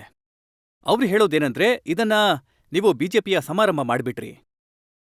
ಮೊದಲಂತೂ ಅನಿಸ್ತಿತ್ತು ಏನಂದ್ರೆ ಬಹುಶಃ ಸೆಕ್ಯುಲರಿಸಮ್ದು ಏನು ಅವರ ವಿಕೃತ ಮಾನಸಿಕತೆ ಇದೆಯೋ ಅದರ ಪರಿಣಾಮ ಆಗಿರ್ಬೋದು ಅಂತ. ಏನಂದ್ರೆ ಅವರು 70 ವರ್ಷದವರೆಗೆ ಈ ವಿಷಯನ ತಡೆ ಹಿಡಿಯೋದಕ್ಕೆ ಏನೇನ್ ಪ್ರಯತ್ನ ಮಾಡ್ಬೋದು ಮಾಡೋ ಪ್ರಯತ್ನ ಮಾಡಿದ್ರು. ಅವ್ರಿಗನ್ನಿಸ್ತಿತ್ತು ಏನಂದ್ರೆ ಈ ವಿಷಯನ ಈ ರೀತಿಯಾಗಿ ಇಟ್ರೆ ಆಗ ಅವರ ವೋಟ್ ಬ್ಯಾಂಕ್ ಸುರಕ್ಷಿತವಾಗಿರುತ್ತೆ. ಆದರೆ ರಾಮ ಮಂದಿರ ನಿರ್ಮಾಣ ಆದ ನಂತರ ವೋಟ್ ಬ್ಯಾಂಕ್ ಸುರಕ್ಷಿತವಾಗಿರೋ ವಿಷಯನೇ ಇರಲಿಲ್ಲ. ಯಾಕಂದ್ರೆ ಆ ವಿಷಯ ಆ ರೀತಿಯಾಗಿ ಅವರ ಉಪಯೋಗಕ್ಕೆ ಬರೋ ಹಾಗಿರ್ಲಿಲ್ಲ. ಅದಾದ್ಮೇಲೆ ಯಾವಾಗ ವಿರೋಧ ಮಾಡಿದ್ರು ಆಗ ನನಗನ್ಸುತ್ತೆ ಏನಂದ್ರೆ 70 ವರ್ಷದವರೆಗೆ ಅವರು ಏನ್ ಮಾಡಿದ್ರು ಅದು ಕೇವಲ ವೋಟ್ ಬ್ಯಾಂಕ್ಗೋಸ್ಕರ ಮಾಡಿದ್ರು ಅಷ್ಟೇ ಅಲ್ಲ, ಅವರು ಮನಸ್ಸಿನಿಂದ, ವಚನದಿಂದ, ಕರ್ಮದಿಂದ ರಾಮನ ವಿರೋಧಿಯಾಗಿದ್ದಾರೆ ಅಂತ. ರಾಮನ ಬಗ್ಗೆ ಇವರ ಮನಸ್ಸಿನಲ್ಲಿ ತುಂಬಾ ದ್ವೇಷ ಇದೆ. ಮತ್ತೆ ಇದರ ಪರಿಣಾಮ ಏನಂದ್ರೆ ಈಗ್ಲೂ ಕೂಡ ಈಗ ನೋಡಿ ಯಾವ್ದಾದ್ರೂ ಮಗು ರಸ್ತೆಯಲ್ಲಿ ಜೈ ಶ್ರೀರಾಮ್ ಅಂದ್ರೆ ಆಗ ನಾನು ಸಹಜವಾಗಿ ಹೇಳ್ತೀನಿ ಜೈ ಶ್ರೀರಾಮ್ ಅಂತ. ಯಾರಾದ್ರೂ ನನ್ಗೆ ಯಾರಾದ್ರೂ ಗ್ರೀಟ್ ಮಾಡಿದ್ರೆ ನಮಸ್ತೆ ಅಂತ ಆಗ ನಾನು ಹೇಳ್ತೀನಿ ನಮಸ್ತೆ. ಯಾರಾದ್ರೂ ನನ್ಗೆ ಹಲೋ ಅಂದ್ರೆ ನಾನು ಹೇಳ್ತೀನಿ ಹಲೋ ಅಂತ. ಯಾರಾದ್ರೂ ಹೇಳಿದ್ರೆ ಜೈ ಶ್ರೀರಾಮ್ ಅಂತ ಆಗ ನಾನು ಹೇಳ್ತೀನಿ ಜೈ ಶ್ರೀರಾಮ್. ನೀವು ನೋಡಿರ್ಬೋದು ಯಾವಾಗ ಅವರು ಹೋಗ್ತಾರೋ ಯಾರಾದ್ರೂ ಜೈ ಶ್ರೀರಾಮ್ ಅಂದ್ರೆ ಆಗ ಅವರ ಮುಖದ ಎಲ್ಲಾ ರೇಖೆಗಳು ಬದಲಾಗಿ ಹೋಗ್ತವೆ, ಬಾಯಿಗೆ ಬೀಗ ಬಿದ್ಬಿಡುತ್ತೆ, ಗೊತ್ತಿಲ್ಲ ಅವ್ರು ಏನೇನ್ ಮಾಡೋಕ್ ಶುರು ಮಾಡ್ತಾರೆ ಅಂತ. ಈಗ್ಲಾದ್ರೂ ನೀವು ಹೇಳ್ಬಿಡಿ ಜೈ ಶ್ರೀರಾಮ್, ನೀವೇನ್ ಕಳ್ಕೊಂಡ್ಬಿಡ್ತೀರಾ ಅಂದ್ರೆ ಇಷ್ಟೊಂದು. ಮತ್ತೆ ಎರಡನೇದು ನೋಡಿ, ನಾನು ಹೇಳ್ತೀನಿ ಈ ರಾಮ ಜನ್ಮಭೂಮಿ ಟ್ರಸ್ಟ್ ಏನು ಟ್ರಸ್ಟಿ ಇದ್ದಾರಲ್ವಾ, ನಾನು ಅವ್ರಿಗೆ ನಿಜವಾಗ್ಲೂ ಶುಭಾಶಯ ಹೇಳ್ತೀನಿ. ಯಾಕಂದ್ರೆ ರಾಮ ಮಂದಿರ ಅಂತೂ ನ್ಯಾಯಾಲಯದ ನಿರ್ಧಾರದ ನಂತರ ಆಗ್ತಿದೆ. ಇಡೀ ಪ್ರಪಂಚಕ್ಕೆ ಗೊತ್ತಿದೆ ಏನಂದ್ರೆ ನ್ಯಾಯಾಲಯದಲ್ಲೂ ತಡೆ ಉಂಟು ಮಾಡೋ ಕೆಲಸ ಯಾರು ಮಾಡಿದ್ರು ಅಂತ. 19ರಲ್ಲಂತೂ ಇಲ್ಲಿವರೆಗೆ ಹೇಳ್ಬಿಟ್ರು ಏನಂದ್ರೆ ಜಡ್ಜ್ಮೆಂಟ್ ಇವಾಗ್ಲೇ ತರಬೇಡಿ, ಇಲ್ಲ ಬಿಜೆಪಿಗೆ ಲಾಭ ಆಗತ್ತೆ ಅಂತ.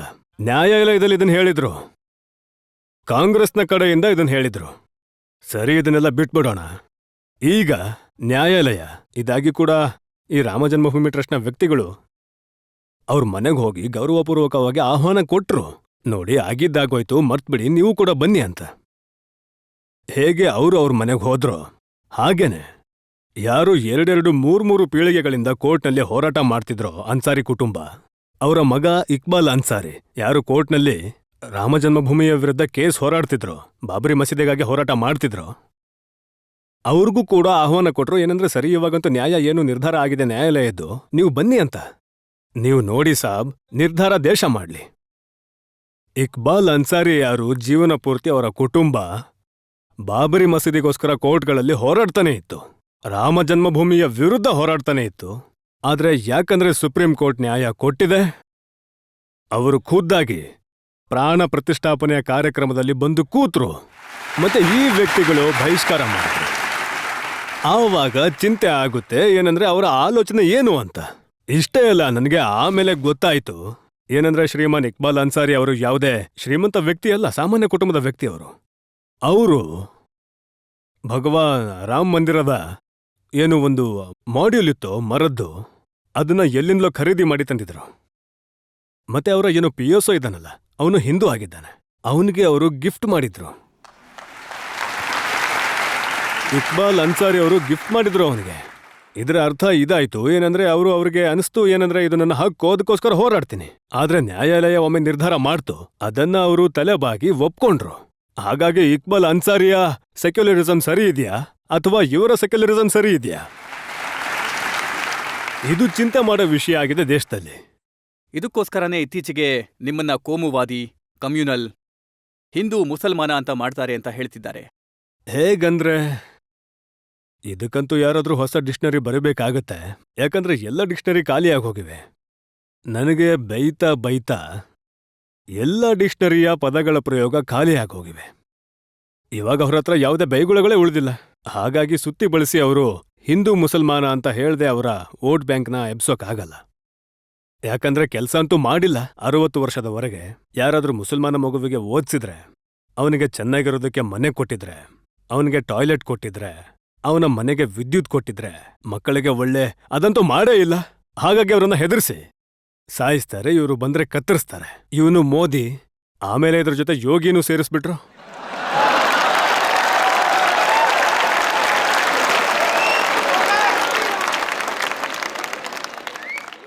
ಈಗ ಇದು ಹೆದರ್ಸೋದು ಸಾಬ್ ಮುಸಲ್ಮಾನ್ ಸಮಾಜದಲ್ಲೂ ಈಗ ಈ ವಿಷಯಗಳ ಕಡೆ ನೋಡೋ ದೃಷ್ಟಿಕೋನನು ಬದಲಾಗ್ತಿದೆ. ನಾನು ಮುಲ್ಲಾ ಮೌಲ್ವಿಗಳ ಬಗ್ಗೆ ಮಾತಾಡಲ್ಲ. ಯಾರಿಗೆ ವೆಸ್ಟರ್ನ್ ಇಂಟ್ರೆಸ್ಟ್ ಇದೆಯೋ ಹಿಂದೂಗಳಲ್ಲೂ ಆ ಥರ ಜನರು ಇರ್ತಾರೆ, ಹಾಗಾಗಿ ನಾನು ಅವ್ರ ಬಗ್ಗೆ ಮಾತಾಡಲ್ಲ. ಆದ್ರೆ ಜನರಲ್ ನಂದು ಸಾಕಷ್ಟು ಜನರ ಜೊತೆ ಇಂಟ್ರಾಕ್ಷನ್ ಆಗುತ್ತೆ. ಮತ್ ನನ್ನ ಅನುಭವ ಏನಂದ್ರೆ, ಈ ಏನು ಪ್ರಚೋದನೆ ಮಾಡೋ ಮಾತುಗಳಿವೆಯೋ ಅದರಿಂದ ಅವ್ರು ಪ್ರಭಾವಿತರಾಗ್ತಿಲ್ಲ. ಅವ್ರು ಅರ್ಥ ಮಾಡ್ಕೋತಾರೆ, ಅವರ ವೋಟ್ ತಗೊಳ್ಳೋ ಸಮಯ ಬಂದಿದೆ, ಅದಕ್ಕೆ ಮಾಡ್ತಿದ್ದಾರೆ ಅಂತ. ಮೋದಿಜಿ ಇವತ್ತಿನವರೆಗೆ ಯಾವ ಲೀಡರ್ಗೂ ಧೈರ್ಯ ಬಂದಿರಲಿಲ್ಲ ಇದನ್ನ ಹೇಳೋದಕ್ಕೆ, ಏನಂದ್ರೆ ಮುಸಲ್ಮಾನರಿಗೆ ಮೀಸಲಾತಿ ಕೊಡಬಾರ್ದು ಅಂತ, ಮುಸಲ್ಮಾನರಿಗೆ ಮೀಸಲಾತಿ ಕೊಡೋದು ತಪ್ಪು ಅಂತ. ಮತ್ತೆ ನೀವು ಚುನಾವಣೆಯಲ್ಲಿ ಬಹಿರಂಗವಾಗಿ ಹೇಳ್ತಿದ್ದೀರಾ.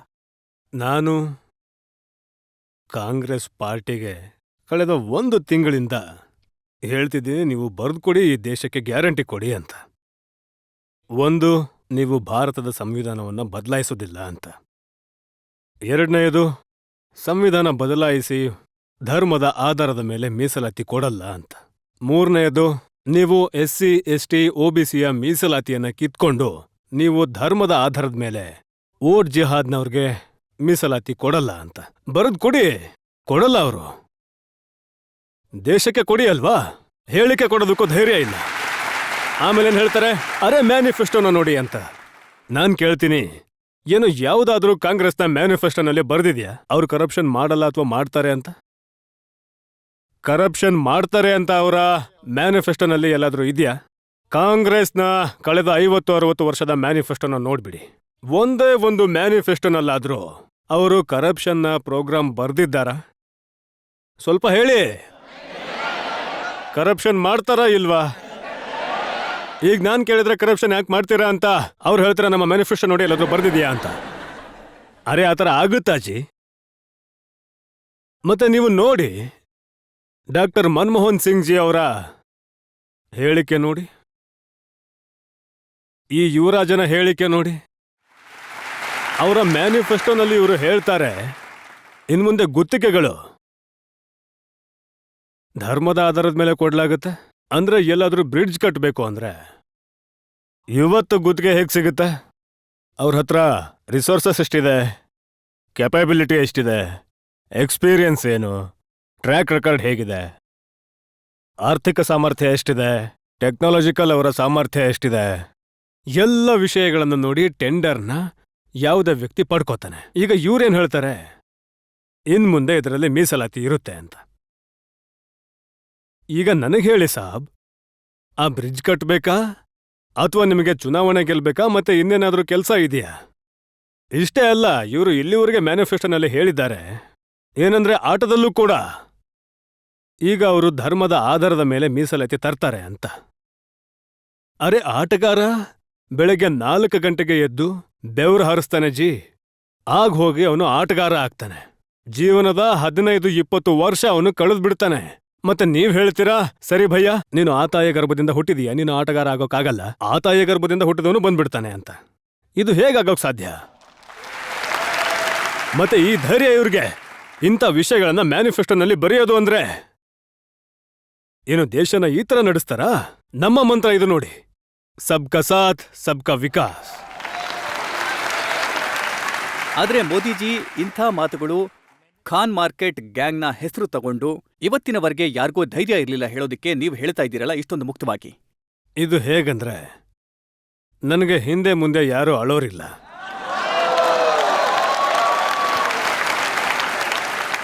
ನಾನು ದೇಶಕ್ಕಾಗಿ ಬದುಕಿದ್ದೀನಿ, ನಾನು ದೇಶಕ್ಕಾಗಿ ಹೋರಾಡ್ತಿದ್ದೀನಿ, ಮತ್ತೆ ನನ್ನ ಪ್ರತಿಯೊಂದು ಕ್ಷಣನೂ ದೇಶಕ್ಕೋಸ್ಕರ ಇದೆ, ಮತ್ತೆ ಅದು ವ್ಯರ್ಥ ಆಗಬಾರ್ದು. ನಾನು ನನ್ನ ಪ್ರತಿ ಕ್ಷಣನೂ ದೇಶಕ್ಕೋಸ್ಕರ ಕೊಡ್ತಿದ್ದೀನಿ, ಆದ್ರೆ ನಾನು ವೇಸ್ಟ್ ಆಗೋಕೆ ಬಿಡಲ್ಲ ನನ್ನ ಒಂದೇ ಒಂದು ಕ್ಷಣನೂ ಕೂಡ. ಮತ್ತೆ ಇದಕ್ಕೋಸ್ಕರ ಏನು ತಪ್ಪಾಗಿದೆಯೋ ನೀವು ನನಗೆ ಹೇಳಿ. ನಿನ್ನೆ ನನಗೆ ಯಾರೋ ಕಳಿಸಿದ್ದಾರೆ, 9000ಗಿಂತ ಹೆಚ್ಚು ಅಂತ ಜಾಗಗಳಿವೆ, ಇನ್ಸ್ಟಿಟ್ಯೂಷನ್. ಅವುಗಳಲ್ಲಿ ಇವರು SC, ST, OBC ಮೀಸಲಾತಿ ಮುಗಿಸ್ಬಿಟ್ಟಿದ್ದಾರೆ. ಮೈನಾರಿಟಿ ಹೆಸರು ಕೊಟ್ಟು ಮೀಸಲಾತಿ ಮುಗಿಸ್ಬಿಟ್ಟಿದ್ದಾರೆ. ಒಂದು PSUನ ನೀವು ಒಂದ್ ವೇಳೆ ಪ್ರೈವೇಟೈಸ್ ಮಾಡಿದ್ರೆ ಆಗ ಕಾಂಗ್ರೆಸ್ ಪಾರ್ಟಿಯ ಅಧ್ಯಕ್ಷರು ಹೌಸ್ನಲ್ಲಿ ಕೂಗಾಡ್ತಾರೆ, ನೀವು ಪ್ರೈವೇಟೈಸೇಷನ್ ಇದಕ್ಕೋಸ್ಕರ ಮಾಡ್ತಾ ಇದ್ದೀರಾ, ಏನಂದ್ರೆ SC, ST ಕೋಟಾ ಹೊರಟು ಹೋಗುತ್ತೆ, ಆಗ ದಲಿತರಿಗೆ ಕೆಲಸದ ಗತಿ ಏನು ಅಂತ. ನೀವು 9000 ಇನ್ಸ್ಟಿಟ್ಯೂಷನ್ನಿಂದ SC, ST, OBC ಕೋಟಾ ಮುಗಿಸ್ಬಿಟ್ಟಿದ್ದೀರಾ. ಒಂದ್ ವೇಳೆ ಈ ಪ್ರಶ್ನೆನ ನಾನು ಕೇಳಿದ್ರೆ ಮತ್ತೆ ಯಾರು ಖಾನ್ ಮಾರ್ಕೆಟ್ ಗ್ಯಾಂಗ್ ಇದೆಯೋ ಅದು ಮೋದಿ ಎಡಗಲು ಮೊದಲು ಯಾಕಿಟ್ಟ, ಬಲಗಲ್ ಯಾಕಿಡ್ಲಿಲ್ಲ? ಇದಕ್ಕೋಸ್ಕರ ಒಂದೊಂದು ವಾರದವರೆಗೆ ದೇಶದ ಸಮಯ ಹಾಳು ಮಾಡ್ತಾ ಇದ್ದಾರೆ. ಅವರಿಗೆ ಸಮಯ ಇಲ್ಲ. ಏನಂದ್ರೆ SC ST OBCಯ ಮೀಸಲಾತಿ ರಕ್ಷಣೆಗೋಸ್ಕರ ಅವರು ಕೂಡ ಧ್ವನಿ ಎತ್ತಬೇಕಿತ್ತಲ್ವಾ? ಯಾಕೆ ಸುಮ್ಮನೆ ಕೂತಿದ್ದಾರೆ? ಮತ್ತೆ ಹೋಗಿ ನಾನು ಮುಕ್ತವಾಗಿ ಹೇಳ್ತೀನಿ ಏನಂದ್ರೆ, ಒಂದು ಇಕೋಸಿಸ್ಟಮ್ ಯಾವುದು ಅವರ ಪಾಪಗಳನ್ನ ಮುಚ್ಚಿ ಹಾಕೋ ಕೆಲಸ ಮಾಡ್ತಿದೆ, ಮತ್ತೆ ಬೇರೆಯವರ ಒಳ್ಳೆಯದನ್ನ ಕೆಟ್ಟದ್ದಾಗಿ ಕನ್ವರ್ಟ್ ಮಾಡೋದಕ್ಕೆ ತನ್ನ ಪೂರ್ತಿ ಶಕ್ತಿಯನ್ನ ಹಾಕ್ಬಿಡುತ್ತೆ. ಮತ್ತೆ ದೇಶನ ಅದರಿಂದ ನಾನು ಎಚ್ಚರಿಸೋಕೆ ಇಷ್ಟಪಡ್ತೀನಿ. ಮತ್ತೀಗ ಯಾವಾಗ ಎಲ್ಲ ಕಡೆ ಫೇಲ್ ಆಗ್ಬಿಟ್ರೋ ಅವರು ಜುಡಿಷಿಯರಿ ದಾರಿಯನ್ನ ಹಿಡಿದಿದ್ದಾರೆ. ಸುಮ್ನೆ ಕೋರ್ಟ್ಗಳಲ್ಲಿ ಹೋಗಿ ಕೂತ್ ಬಿಡೋದು, ಗಲಾಟೆ ಮಾಡೋದು, ಮತ್ತೆ ಪರಿಸ್ಥಿತಿಗಳನ್ನ ಬದಲಾಯಿಸೋದಕ್ಕೆ ಪ್ರಯತ್ನ ಮಾಡೋದು, ಇದು ತುಂಬಾ ಚಿಂತೆ ಮಾಡೋ ವಿಷಯ ಆಗಿದೆ ದೇಶಕ್ಕೆ. ನಿಮ್ಮಲ್ಲಿ ಯೋಗ್ಯತೆ ಇದೆ, ಸಾಮರ್ಥ್ಯ ಇದೆ, ಸರಿ ಇದೆ, ಪ್ರಜಾಪ್ರಭುತ್ವ ಇದೆ, ಚುನಾವಣೆಯಲ್ಲಿ ಸ್ಪರ್ಧೆ ಮಾಡಿ ಪಾರ್ಲಿಮೆಂಟಿಗೆ ಬನ್ನಿ, ನಿಮ್ಮ ವಿಷಯಗಳನ್ನ ಇಡಿ. ಸರ್ಕಾರ ತಪ್ಪು ಮಾಡಿದ್ರೆ ಅದನ್ನ ತಡೀರಿ. ದಾರಿಗಳಿವೆ, ಮಾಡೋದಿಲ್ಲ. ವಾತಾವರಣ ಹಾಳು ಮಾಡ್ಬೇಕಲ್ಲ. ಈಗ ಮಮತಾ ದೀದಿ ಹೇಳಿದ್ರು ಏನಂದ್ರೆ ಹೈಕೋರ್ಟ್ನ ನಿರ್ಧಾರ ಇದೆ ಮೀಸಲಾತಿ ಬಗ್ಗೆ, ಅವರು ಒಪ್ಪಲ್ಲ ಅಂತ. ಈಗ ಇವ್ರು ಹೇಳ್ತಾರೆ ಏನಂದ್ರೆ ಮೋದಿ ಸಂವಿಧಾನ ಬದಲಾಯಿಸ್ಬಿಡ್ತಾನೆ ಅಂತ. ಈಗ ಇಂದಿರಾಜಿ ಹೇಳಿದ್ರು ಹೈಕೋರ್ಟ್ ನಿರ್ಧಾರ ನಾನು ಒಪ್ಪಲ್ಲ ಅಂತ, ಎಮರ್ಜೆನ್ಸಿ ತಂದ್ರು. ಇವರೆಲ್ಲ ಒಂದೇ ತರದ ವ್ಯಕ್ತಿಗಳು ಜಿ. ಅವರು ಪ್ರಜಾಪ್ರಭುತ್ವವನ್ನು ಒಪ್ಪಲ್ಲ. ಅವರಿಗೆ ಚುನಾವಣೆ ಅಂದ್ರೆ ಪ್ರಜಾಪ್ರಭುತ್ವದ ಮೇಲಿನ ಶ್ರದ್ಧೆ ಅಲ್ಲ, ಚುನಾವಣೆ ಅಂದ್ರೆ ಅಧಿಕಾರ ಪಡ್ಕೊಳ್ಳೋ ಒಂದು ದಾರಿಯಾಗಿದೆ. ಅವರ ಶ್ರದ್ಧೆ ಪ್ರಜಾಪ್ರಭುತ್ವದಲ್ಲಿ, ಮತದಾರರಲ್ಲಿ, ಸಂವಿಧಾನದಲ್ಲಿ, ಭಾರತದ ರೂಲ್ಸ್ ಅಂಡ್ ರೆಗ್ಯುಲೇಷನ್ಸ್ನಲ್ಲಿ ಇಲ್ಲ. ಮತ್ತೆ ಇದಕ್ಕೋಸ್ಕರನೇ ನಾನೇನು ಕುಟುಂಬ ರಾಜಕಾರಣದ ವಿರುದ್ಧ ಮಾತಾಡ್ತೀನಲ್ಲ. ಯಾಕೆ ಮಾತಾಡ್ತೀನಿ? ಯಾಕಂದ್ರೆ ಪ್ರಜಾಪ್ರಭುತ್ವದ ಕಡೆಗೆ ಶ್ರದ್ಧೆ ಯಾವಾಗ ಮುಗಿದು ಹೋಗುತ್ತೋ ಆಗ ಹೋಗಿ ನೀವು ಕುಟುಂಬ ರಾಜಕಾರಣದ ನಂಬಿಕೆ ಮೇಲೆ ನಡಿಬೇಕಾಗತ್ತೆ. ಮತ್ತೆ ಈ ಎಲ್ಲ ವ್ಯಕ್ತಿಗಳು ಯಾರಾದ್ರೂ ನನಗೆ ಹೇಳಿ, ಯಾರಾದ್ರೂ ಯಾವುದೇ ಕಾನ್ಸ್ಟಿಟ್ಯೂಯೆನ್ಸಿಗೆ ಹೋಗಿ ಹೇಳಿ ನಾನು ನನ್ನ ಮಗನನ್ನ ನಿಮಗೆ ಒಪ್ಪಿಸ್ತಿದ್ದೀನಿ ಅಂತ. ಇದು ಯಾವ ರೀತಿಯ ಪ್ರಜಾಪ್ರಭುತ್ವ ಜಿ? ಇದ್ಯಾವ ಪ್ರಜಾಪ್ರಭುತ್ವ? ಜನತಾ ಜನಾರ್ದನರು ನಿರ್ಧಾರ ಮಾಡ್ತಾರೆ ಜಿ. ಅದು ಅಪ್ಪನ ಕಾನ್ಸ್ಟಿಟ್ಯೂಯೆನ್ಸಿ ಆಗಿದೆ. ಪ್ರಶ್ನೆ ಅದೇನೆ. ಅವರಂತೂ ಆಲ್ಬಮ್ ತೋರಿಸ್ತಿದ್ದಾರೆ. ಅಜ್ಜಿಯಿಂದ ಶುರುವಾಗುತ್ತೆ ಆಲ್ಬಮ್. ಸಲಾಂ ಇಂಡಿಯಾದಲ್ಲಿ ನಮ್ಮ ಜೊತೆಗಿದ್ದಾರೆ ಭಾರತದ ಪ್ರಧಾನಮಂತ್ರಿ ನರೇಂದ್ರ ಮೋದಿಜಿ. ಒಂದು ಬ್ರೇಕ್ ತಗೊಳ್ಳೋಣ, ಮತ್ತೆ ಬ್ರೇಕ್ನ ನಂತರ ಪ್ರಶ್ನೆಗಳ ಸರಣಿ ಮುಂದುವರಿಯುತ್ತೆ.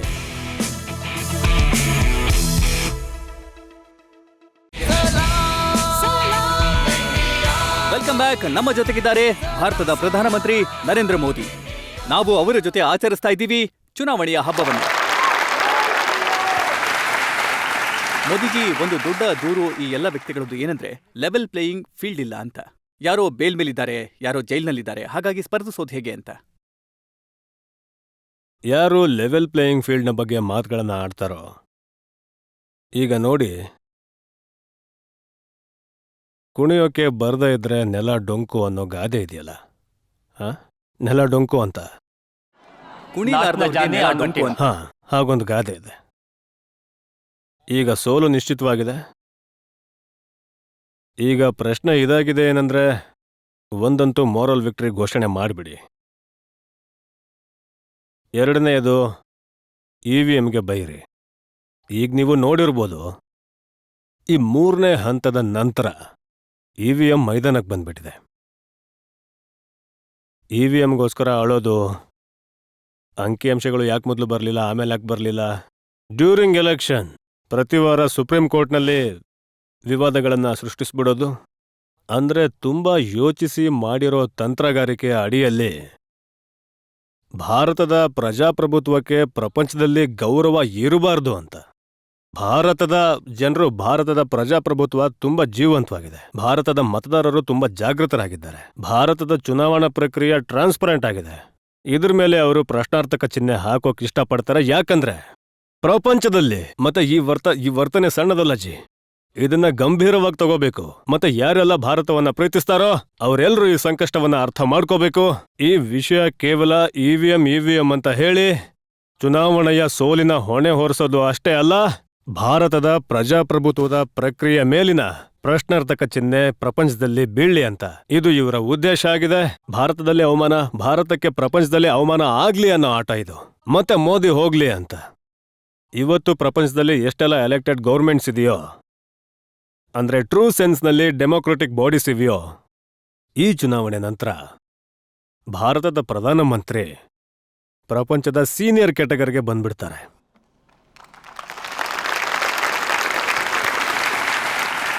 ಪ್ರತಿ ಗ್ರೂಪ್ನಲ್ಲೂ ಅವರು ಸೀನಿಯರ್ ಮೋಸ್ಟ್ ಆಗಿರ್ತಾರೆ. ಡೆಮೊಕ್ರೆಟಿಕ್ ವರ್ಲ್ಡ್ನಲ್ಲಿ ಇವರು ಈಗಿಂದನೇ ಲೆಕ್ಕಾಚಾರ ಹಾಕ್ತಿದ್ದಾರೆ. ಅವರಿಗೂ ಕೂಡ ಅಡ್ವೈಸರ್ ಇದಾರಲ್ವಾ, ನೋಡು ಇದು ಈ ಥರ ಆಗುತ್ತೆ, ಹೀಗಾಗತ್ತೆ, ಹಾಗಾಗತ್ತೆ ಅಂತ ಹೇಳೋಕೆ. ಅದೇ ಭಯದಲ್ಲಿ ಎಲ್ಲ ಆಗ್ತಿದೆ. ಆದರೆ ಇದರಿಂದ ದೇಶ ತುಂಬ ಕೋಪದಲ್ಲಿದೆ. ಮತ್ತೆ ಲೆವೆಲ್ನಲ್ಲೂ ಈ ವ್ಯಕ್ತಿಗಳು ಎಲೆಕ್ಷನ್ ಕಮಿಷನ್ಗೆ ಬೈತಾರೆ. ನಮ್ಮ ದೇಶದ ಚುನಾವಣಾ ವ್ಯವಸ್ಥೆಗಳು ಹೇಳುತ್ತೆ ಏನಂದ್ರೆ, ಒಂದ್ ವೇಳೆ ಯಾವುದಾದ್ರೂ ಪಾರ್ಲಿಮೆಂಟ್ ಸೀಟ್ನಲ್ಲಿ ಒಂದ್ ವೇಳೆ ಯಾರಾದರೂ ಕ್ಯಾಂಡಿಡೇಟ್ ಮೃತರಾದ್ರೆ ಆಗ ಆ ಚುನಾವಣೆ ಸ್ಥಗಿತ ಆಗುತ್ತೆ, ಸರಿನಾ? ಒಂದ್ ವೇಳೆ ಯಾರಾದರೂ ಪಾರ್ಲಿಮೆಂಟ್ನ ಕ್ಯಾಂಡಿಡೇಟ್ ಅವರು ಸ್ವರ್ಗಸ್ಥರಾದ್ರೆ ಆಗ ಆ ಸೀಟ್ನ ಚುನಾವಣೆ ಸ್ಥಗಿತ ಆಗುತ್ತೆ. ಅದರ ಡೇಟ್ ಆಮೇಲೆ ಬರುತ್ತೆ. ಯಾರಾದರೂ ನನಗೆ ಹೇಳಿ, ರಾಜೀವ್ ಗಾಂಧಿ ಹೆಸರಿನ ಒಬ್ಬ ವ್ಯಕ್ತಿ ಯಾರು ಪಾರ್ಲಿಮೆಂಟ್ನ ಚುನಾವಣೆಯ ಕ್ಯಾಂಡಿಡೇಟ್ ಆಗಿದ್ರು, ಅವರದ್ದು ಭಯೋತ್ಪಾದನೆಯಲ್ಲಿ ಹತ್ಯೆ ಆಯಿತು, ಅವರ ಸೀಟ್ ಕ್ಯಾನ್ಸಲ್ ಆಗಬೇಕಿತ್ತು, ನಿಲ್ಲಬೇಕಿತ್ತು ಚುನಾವಣೆ. ಆದರೆ ಆ ಸಮಯದ ಎಲೆಕ್ಷನ್ ಕಮಿಷನ್ ಇಡೀ ದೇಶದ ಚುನಾವಣೆ ನಿಲ್ಲಿಸ್ಬಿಡ್ತು. ಯಾವುದೇ ಲಾಜಿಕ್ ಇರಲಿಲ್ಲ. ಮತ್ತೆ ಸುಮಾರು 21-22 ದಿನ ಅವರ ಚಿತಾಭಸ್ಮ ತಗೊಂಡು ಇಡೀ ದೇಶದಲ್ಲಿ ಯಾತ್ರೆಗಳು ನಡೆದ್ವು. ಆಮೇಲೆ ಚುನಾವಣೆಯ ಡೇಟ್ ಕೊಡ್ಲಾಯಿತು. ದೇಶದ ಎಲೆಕ್ಷನ್ ಕಮಿಷನರ್ ಮತ್ತೆ ಆಮೇಲೆ ಅವರು ಖುದ್ದಾಗಿ ಕಾಂಗ್ರೆಸ್ನ ಕ್ಯಾಂಡಿಡೇಟ್ ಆಗಿ ಅಡ್ವಾಣಿಜಿಯವರ ವಿರುದ್ಧ ಚುನಾವಣೆಯಲ್ಲಿ ಸ್ಪರ್ಧಿಸಿದ್ರು. ನೀವು ಎಲೆಕ್ಷನ್ ಕಮಿಷನ್ ಬಗ್ಗೆ ಮಾತಾಡ್ತೀರಾ? ಮತ್ತೆ ಇದಕ್ಕೋಸ್ಕರ ಯಾವುದು ನ್ಯಾಯಯುತವಾಗಿ ಆಗ್ತಿದೆಯೋ ಅದು ಅವರಿಗೆ ಲೆವೆಲ್ ಪ್ಲೇ ಫೀಲ್ಡ್ ಅಂತ ಅನ್ಸಲ್ಲ. ತುಂಬಾ ಸ್ವಾಭಾವಿಕ. ಯಾಕಂದ್ರೆ ಅವರು ಇವತ್ತಿನವರೆಗೆ ಸ್ಪೆಷಲ್ ಕ್ಯಾಟಗರಿಯ ಸ್ಪೆಷಲ್ ಲಾಭನ ಪಡ್ಕೊಂಡ್ರು. ನನ್ನ ಪಾರ್ಟಿಯ ಅಧ್ಯಕ್ಷರು ಪ್ರಪಂಚದ ಅತಿ ದೊಡ್ಡ ಪೊಲಿಟಿಕಲ್ ಪಾರ್ಟಿ, ಗೌರವಾನ್ವಿತ ಅಪೋಸಿಷನ್ ಪಾರ್ಟಿ, 26 ಜನವರಿ 15ನೇ ಆಗಸ್ಟ್ಗೆ ನನ್ನ ಪಾರ್ಟಿಯ ಆ ಸಮಯದ ಅಧ್ಯಕ್ಷರಿಗೆ 7ನೇ 8ನೇ ಲೈನ್ನಲ್ಲಿ ಜಾಗ ಸಿಕ್ತಿತ್ತು. ಪಾರ್ಟಿಯ ಅಧ್ಯಕ್ಷರಿಗೆ ಈ ದೇಶದ ಯಾವುದೋ ಇಕೋಸಿಸ್ಟಮ್ಗೆ ನೋಟಿಸ್ ಮಾಡೋಕ್ಕೂ ಮೂಡಿರಲಿಲ್ಲ. ರಾಜನಾಥ್ ಜಿ ಅಧ್ಯಕ್ಷರಾಗಿದ್ರು. ಮತ್ತು ನಾನು ನೋಡಿದೆ 15ರ ಒಳಗೆ ಅವರ ಒಬ್ಬ MP ಅವರು ಪಾರ್ಟಿಯ ಅಧ್ಯಕ್ಷರೂ ಆಗಿರಲಿಲ್ಲ. ಅವ್ರಿಗೆ 4-5ನೇ ರೋನಲ್ಲಿ ಸೀಟ್ ಇತ್ತು. ದೇಶದಾದ್ಯಂತ ಬಿರುಗಾಳಿ ಎದ್ಬಿಡ್ತು, ಅವಮಾನ ಮಾಡಿಬಿಟ್ರು ಅಂತ. ಅಂದ್ರೆ ಯಾವ ಥರ ನೀವೆಲ್ಲ ದರ್ಬಾರ್ ಮಾಡ್ತೀರಾ? ಯಾರ್ ದರ್ಬಾರ್ ಮಾಡ್ತೀರಾ ನೀವೆಲ್ಲ? ನನ್ನ ಪ್ರಶ್ನೆ ಇದೆ ಅಂತ ವ್ಯಕ್ತಿಗಳ ಮೇಲೆ. ಇದು ಪ್ರಜಾಪ್ರಭುತ್ವನ? ಲೆವೆಲ್ ಪ್ಲೇ ಫೀಲ್ಡ್ ಏನು? ಮತ್ತೆ ಯಾವಾಗ ಸತ್ಯ ಹೇಳ್ತೀವೋ ಆಗ ನಿಮಗೆ ಬೇಸರ ಆಗುತ್ತೆ. ಮತ್ತೆ ಒಂದ್ ವೇಳೆ ಸತ್ಯ ಹೇಳೋದ್ರಿಂದ ಯಾವ್ದಾದ್ರೂ ಶಿಕ್ಷೆ ಆಗುತ್ತೆ ಅಂದ್ರೆ ಅದನ್ನ ಅನುಭವಿಸೋದಕ್ಕೆ ಮೋದಿ ಯಾವಾಗ್ಲೂ ತಯಾರಾಗಿರ್ತಾನೆ. ನೋಡಿ, ಅವರಿಗೆ ಒಂದು ವಿಷಯ ತುಂಬಾ ಬೇಸರ ತಂದಿದೆ. ಏನಂದ್ರೆ, ಚುನಾವಣೆಗಿಂತ ಮುಂಚೆ ಇಬ್ಬಿಬ್ರು ಮುಖ್ಯಮಂತ್ರಿಗಳನ್ನ ಜೈಲಿಗೆ ಹಾಕ್ಬಿಟ್ರು ಅಂತ. ಯಾರಾದ್ರೂ ಜೈಲ್ಗೆ ಹಾಕ್ತಾರಾ ಏನು? ನನಗೆ ಹೇಳಿ. ನೀವು ನೋಟುಗಳ ಕಂತೆ ನೋಡಿದ್ರಾ ಇಲ್ವಾ? ನೀವು ನೋಟುಗಳ ಕಂತೆ ನೋಡಿ ನಿಮಗೆ ಏನನ್ಸುತ್ತೆ? ಇದು ಕಷ್ಟದ ಸಂಪಾದನೆ ದುಡ್ಡಾ ಏನು? ನೋಟುಗಳ ಬೆಟ್ಟ ಸಿಗ್ತಾ ಇವೆ. ಈಗ ನೋಟುಗಳ ಬೆಟ್ಟ ಸಿಗ್ತಾ ಇದ್ರು ಸರ್ಕಾರ ಏನೂ ಮಾಡದೇ ಇದ್ರೆ ಆಗ ನೀವು ಹೇಳ್ತೀರಾ ನೋಡಿ ಏನೋ ಅಡ್ಜಸ್ಟ್ಮೆಂಟ್ ಆಗೋಗಿದೆ ಅಂತ. ನೀವಿದನ್ನ ಹೇಳ್ತೀರಾ? ನೀವು ದಿಲ್ಲಿಯ ಮಕ್ಕಳ ಜೀವನ ಹಾಳು ಮಾಡ್ತಾ ಇದ್ದೀರಾ. ಸ್ಕೂಲ್ನ ಪಕ್ಕದಲ್ಲಿ ಮಧ್ಯದ ಅಂಗಡಿಗಳನ್ನ ಮಾಡಿದ್ದೀರಾ ಜಸ್ಟ್ ಕರಪ್ಷನ್ ಮಾಡೋದಕ್ಕಾಗಿ. ಮತ್ತೆ ನ್ಯಾಯಾಂಗದ ಪ್ರಕ್ರಿಯೆಯಿಂದ ಒಂದ್ ವೇಳೆ ಯಾರಾದ್ರೂ ನೋಡ್ಬೇಕಿದ್ರೆ ಆಗ ಸುಪ್ರೀಂ ಕೋರ್ಟ್ ಜಾರ್ಖಂಡ್ನ CMಗೆ ನಿನ್ನೆ ಏನ್ ಹೇಳಿದೆ? ದಿಲ್ಲಿಯ ಮಂತ್ರಿಗೆ 2 ದಿನದ ಮುಂಚೆ ಹೈಕೋರ್ಟ್ ಏನ್ ಹೇಳಿದೆ? ಕೋರ್ಟ್ ಮಾಡುತ್ತೆ ನಿರ್ಧಾರ, ನಾವು ಮಾಡಲ್ಲ. ನಾವು ಯಾರನ್ನು ಜೈಲ್ಗೆ ಕಳಿಸೋಕ್ಕಾಗಲ್ಲ, ನಾವ್ ಯಾರನ್ನು ಜೈಲ್ನಲ್ಲೇ ಇಟ್ಕೊಳ್ಳೋಕ್ಕಾಗಲ್ಲ. ಈ ನಿರ್ಧಾರ ನ್ಯಾಯಾಲಯ ಮಾಡುತ್ತೆ. ಮತ್ತೆ ನನ್ನ ಅಭಿಪ್ರಾಯ ಏನಂದ್ರೆ, ಒಂದ್ ವೇಳೆ ರೈಲ್ವೆಯ ಟಿಕೆಟ್ ಚೆಕ್ಕರ್ಗೆ ನೀವು ಸಂಬಳ ಕೊಡ್ತೀರಾ ಅಂದ್ರೆ ಅವನ ಕೆಲಸ ಟ್ರೈನಲ್ಲಿ ಟಿಕೆಟ್ ಚೆಕ್ ಮಾಡೋದು ಮತ್ತೆ ಟಿಕೆಟ್ ಇಲ್ದವನಿಗೆ ದಂಡ ಹಾಕೋದು ಅವನ ಕೆಲಸ. ಅದು ನೀವು ಕೆಲಸ ಮಾಡೋನನ್ನ ಹೊಗಳ್ತೀರಾ ಇಲ್ವಾ? ಅಂದ್ಕೊಳ್ಳಿ, ಎಲ್ಲೋ ಹೆರಾಯಿನ್ ಸಿಕ್ಕಾಕೊಳ್ಳುತ್ತೆ, 1500 ಕೋಟಿದು ಹೆರಾಯಿನ್ ಹಿಡಿಯೋರನ್ನ ನೀವು ಹೊಗಳ್ತೀರಾ ಇಲ್ವಾ? ಯಾವುದೋ ಹಳ್ಳಿಯಲ್ಲಿ ಯಾವುದೋ ಜಾಗದಲ್ಲಿ ಕಳ್ಳತನ ಆಗುತ್ತೆ, ಯಾರೋ ಪೊಲೀಸ್ ಧೈರ್ಯ ಮಾಡಿ ಕಳ್ಳನನ್ನ ಹಿಡಿತಾನೆ. ಆಗ ಹಳ್ಳಿಯವರೆಲ್ಲ ಸೇರಿ ಅವರಿಗೆ ಸನ್ಮಾನ ಮಾಡ್ತೀರಾ ಇಲ್ವಾ?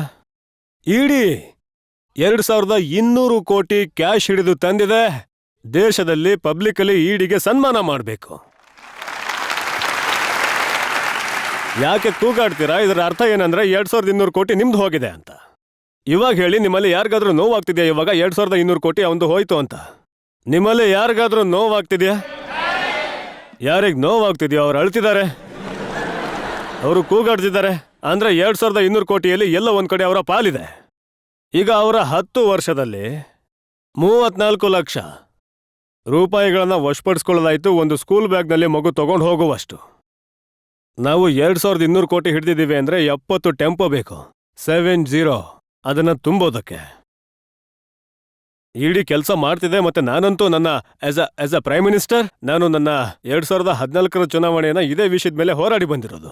ದೇಶದ ಜನ ಇದೇ ಕೆಲ್ಸಕ್ಕೆ ನನ್ನ ಕೂರ್ಸಿರೋದು. ಮೋದಿಜಿ, ಮುಂಚೆ ಈ ತರ ಆಗ್ತಿರ್ಲಿಲ್ಲ. ನೀವು ಈ ಹೊಸ ವಿಷಯಗಳನ್ನ ಶುರು ಮಾಡಿದ್ದೀರಾ. ಯಾರು ನಾಯಕರನ್ನ ಹಿಡಿತಿರ್ಲಿಲ್ಲ. ಅವರು ರಾಜಕೀಯಕ್ಕೆ ಬರೋದೇ ಇದಕ್ಕೋಸ್ಕರ. ಅಂದ್ರೆ ಅದನ್ನ ಮಾಡಿ ದೇಶದ ಜನತೆ ಇದನ್ನ ಹೇಳ್ತಾರೆ. ಏನಂದ್ರೆ ನೀವು ಸಣ್ಣ ಸಣ್ಣ ವ್ಯಕ್ತಿಗಳನ್ನ ಜೈಲಿಗೆ ಹಾಕ್ತೀರಾ, ಮತ್ತೆ ದೊಡ್ಡ ದೊಡ್ಡ ಆಟಗಾರರು ತಪ್ಪಿಸ್ಕೊಳ್ತಾರೆ. ಈಗಿದು ದೇಶದಲ್ಲಿ ಆಗಲ್ಲ.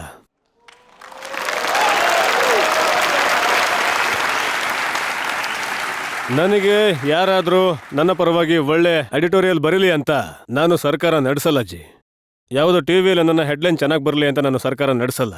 ನನ್ನ ದೇಶದ ಜನರು ಜೀವನ ಕಟ್ಕೊಳ್ಳಿ, ನನ್ನ ದೇಶದಿಂದ ಭ್ರಷ್ಟಾಚಾರ ಹೊರಟು ಹೋಗ್ಲಿ, ಇದಕ್ಕೋಸ್ಕರ ನಾನು ಸರ್ಕಾರ ನಡೆಸ್ತಿದ್ದೀನಿ. ನಾನು ಹಾರ ಹಾಕಿಸ್ಕೊಳ್ಳೋದಕ್ಕೇನು ಹೊರಟಿಲ್ಲ. ನಿಮ್ಮ ಸರ್ಕಾರದ ಕೆಲಸದ ಬಗ್ಗೆ ಒಂದು ಸಣ್ಣ ವಿಡಿಯೋ ನನ್ನ ಹತ್ರ ಇದೆ. ತುಂಬಾ ಜನ ವೃದ್ಧ ಮಹಿಳೆಯರು ಇದ್ದಾರಲ್ಲ, ಅವರು ನಿಮ್ಮ ಕೆಲಸದ ಬಗ್ಗೆ ಬೇರೆ ಬೇರೆ ಕಡೆ ಮತ್ತೆ ಇದು ಸೋಷಿಯಲ್ ಮೀಡಿಯಾದಲ್ಲಿ ಎಲ್ಲ ಕಡೆ ಅವೈಲೇಬಲ್ ಇದೆ, ತುಂಬಾ ವೈರಲ್ ಆಗಿದೆ. ಇದನ್ನ ಒಂದ್ಸಲ ನಿಮ್ಗೆ ತೋರಿಸೋದಕ್ಕೆ ಇಷ್ಟಪಡ್ತೀನಿ. मोदी जी पसंद है? अरे लीजिए, वो कहे वाली बात है। सबसे बेस्ट काम कर रहा है, सबसे उन्नति हो रहा है देश का। मोदी अच्छा नहीं का और कौन अच्छा है? इतना पार्टी आया, इतना गया, कोई देश का भलाई किया?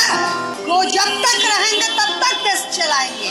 पैर दिया, अच्छा, लेटरिंग दी, पानी दिया, पेंशन दी, वोट देता है मेरे को। अच्छा, वोट तो दोगे?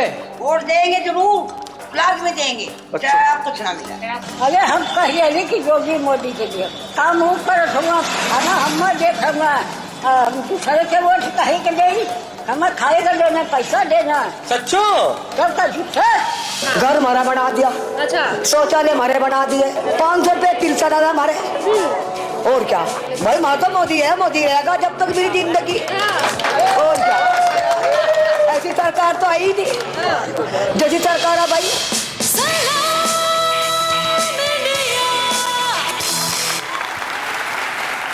ಮೊದಲನೇದಾಗಿ ನಾನು ಈ ತಾಯಂದ್ರಿಗೆ ಆಭಾರಿಯಾಗಿದ್ದೇನೆ. ಏನಂದ್ರೆ ಅವರು ಇಷ್ಟು ಮುಕ್ತವಾಗಿ ಆಶೀರ್ವಾದ ಕೊಡ್ತಿದ್ದಾರೆ. ಆದರೆ ಮೀಡಿಯಾ ಜಗತ್ತಿನವರು ಸ್ವಲ್ಪ ಅನಾಲಿಸಿಸ್ ಮಾಡಲಿ. ಏನಂದ್ರೆ ದೊಡ್ಡ ದೊಡ್ಡ ನಾಯಕರು ಕೂಡ ಇಷ್ಟೊಂದು ಸೂಕ್ಷ್ಮವಾಗಿ ಇಷ್ಟೊಂದು ಸ್ಪಷ್ಟವಾಗಿ ಮಾತಾಡಲ್ಲ. ಎಷ್ಟು ಅನುಭವ ಆಗಿರೋ ಒಬ್ಬ ವ್ಯಕ್ತಿ ಮಾತಾಡ್ತಿದ್ದಾರಲ್ಲ ಅಷ್ಟೇ. ಅಂದ್ರೆ ಇದು ಸತ್ಯ ಮಾತಾಡ್ತಿದ್ದಾರೆ. ಇದು ಪದಗಳ ಅಲಂಕಾರ ಅಲ್ಲ, ಇದು ಒಳಗಿನಿಂದ ಬಂದಿರೋ ಒಂದು ಆಶೀರ್ವಾದದ ಪತ್ರಜಿ. ಮತ್ತೆ ಇದೇ ನನ್ನ ಶಕ್ತಿ. ಒಂದು ವೇಳೆ ನನ್ನ ಸರ್ಕಾರದ ವಿಶೇಷತೆ ಏನಾದರೂ ಇದ್ರೆ ಅದು ಇದೆ, ಲಾಸ್ಟ್ ಮೈಲ್ ಡೆಲಿವರಿ. ಕೊನೆಯ ವ್ಯಕ್ತಿಯವರೆಗೂ ಏನು ಯೋಜನೆ ಇದೆಯೋ ಅದು ತಲುಪಬೇಕು. ಮತ್ತೆ ನನಗೆ ಖುಷಿ ಇದೆ. ನಾನು ಕೇಳಿದಾಗ ನನಗೆ ಖುಷಿ ಆಗ್ತಿದೆ, ನಾನು ಈ ಕೆಲಸ ಮಾಡೋಕೆ ಸಾಧ್ಯವಾಗಿದೆ ಅಂತ.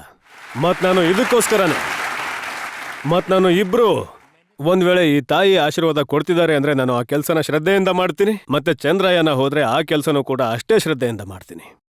ನಾನು ಎಲ್ಲರ ಸರ್ವಾಂಗೀಣ ವಿಕಾಸದ ಪರವಾಗಿದ್ದೀನಿ ಮತ್ತು ನಾನು ಪ್ರಯತ್ನ ಮಾಡ್ತೀನಿ. ಆದ್ರೆ ತಾಯಂದರ ಆಶೀರ್ವಾದ ನನಗೆ ಯಾವಾಗ್ಲೂ ಇರುತ್ತೆ.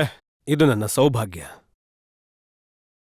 ಮೋದಿಜಿ, ನಾನು ಯಾವಾಗ್ಲೂ ಹೇಳ್ತೀನಿ ಏನಂದ್ರೆ, ಈ ದುಡ್ಡು ಏನು ಜನರವರೆಗೆ ಡೈರೆಕ್ಟ್ ತಲುಪುತ್ತೆ, ಅದು ಡಿಜಿಟಲ್ ಆಗಿದೆ, ಅದಕ್ಕೋಸ್ಕರ ತಲುಪುತ್ತೆ.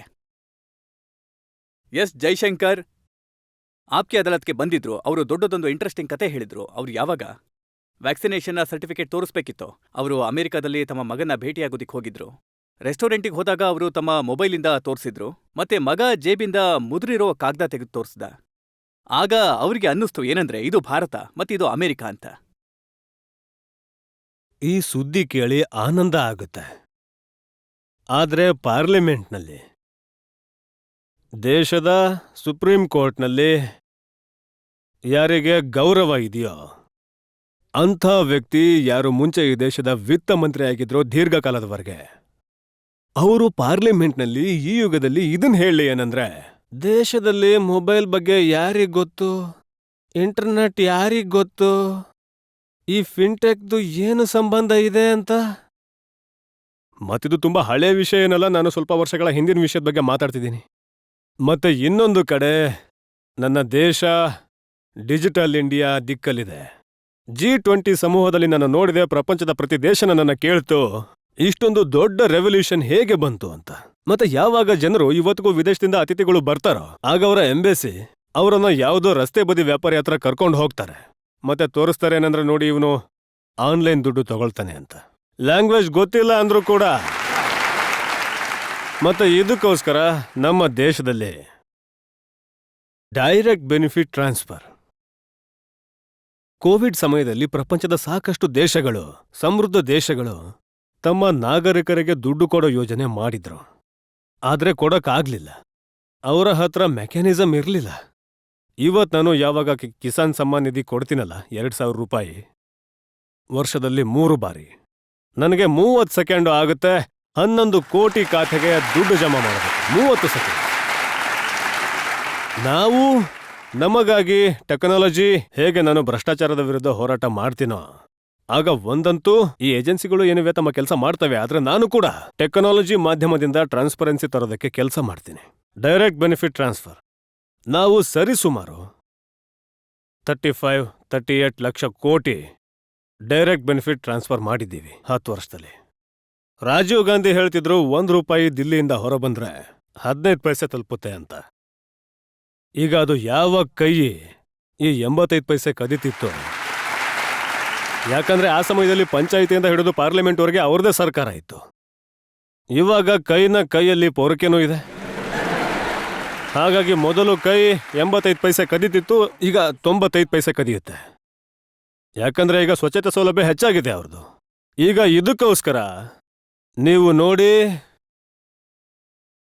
ಆ ಲೆಕ್ಕದಲ್ಲಿ ನಾನು ನೋಡಿದ್ರೆ ಈ 38 ಲಕ್ಷ ಕೋಟಿ ರೂಪಾಯಿ ಒಂದ್ ವೇಳೆ ಆ ಕಾಲದ ವ್ಯಕ್ತಿಯಿಂದ ನಡೀತಿದ್ರೆ ಆಗ ಸರಿಸುಮಾರು 28 ಲಕ್ಷ ಕೋಟಿ ರೂಪಾಯಿ ಯಾವುದೋ ಕೈ ಕದೀತಿತ್ತು.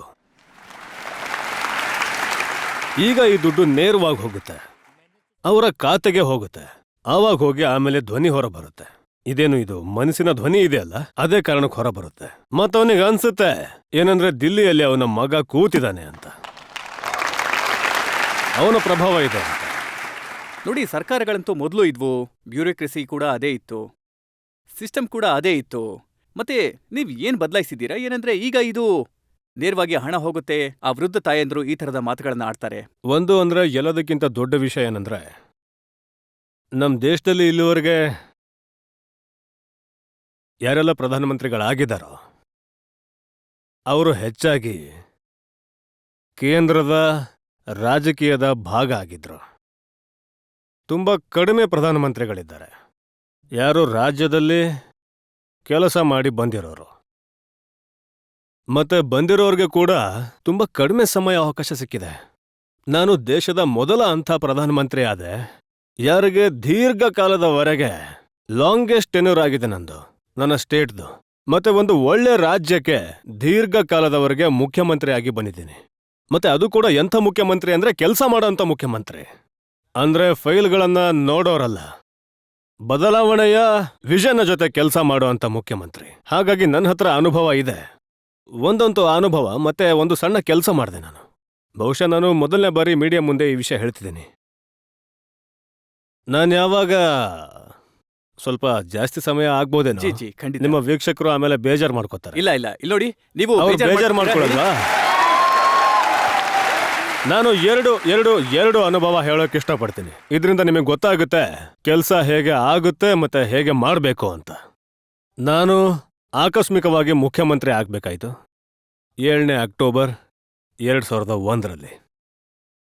ನಾನು ಯಾವತ್ತೂ MLA ಆಗಲಿಲ್ಲ, ನಾನು ಯಾವತ್ತೂ ಪೊಲೀಸ್ ಠಾಣೆ ನೋಡಿರಲಿಲ್ಲ. ನನಗೆ ಏನು ಈ ಸರ್ಕಾರ ಗಿರ್ಕಾರ ಏನೂ ಗೊತ್ತಿರಲಿಲ್ಲ.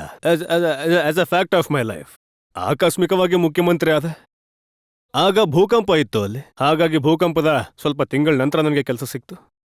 ಹಾಗಾಗಿ ನಾನು ಪ್ರಮಾಣ ವಚನ ತಗೊಂಡ ತಕ್ಷಣ ಭೂಕಂಪ ಪೀಡಿತ ಪ್ರದೇಶಕ್ಕೆ ಹೋದೆ.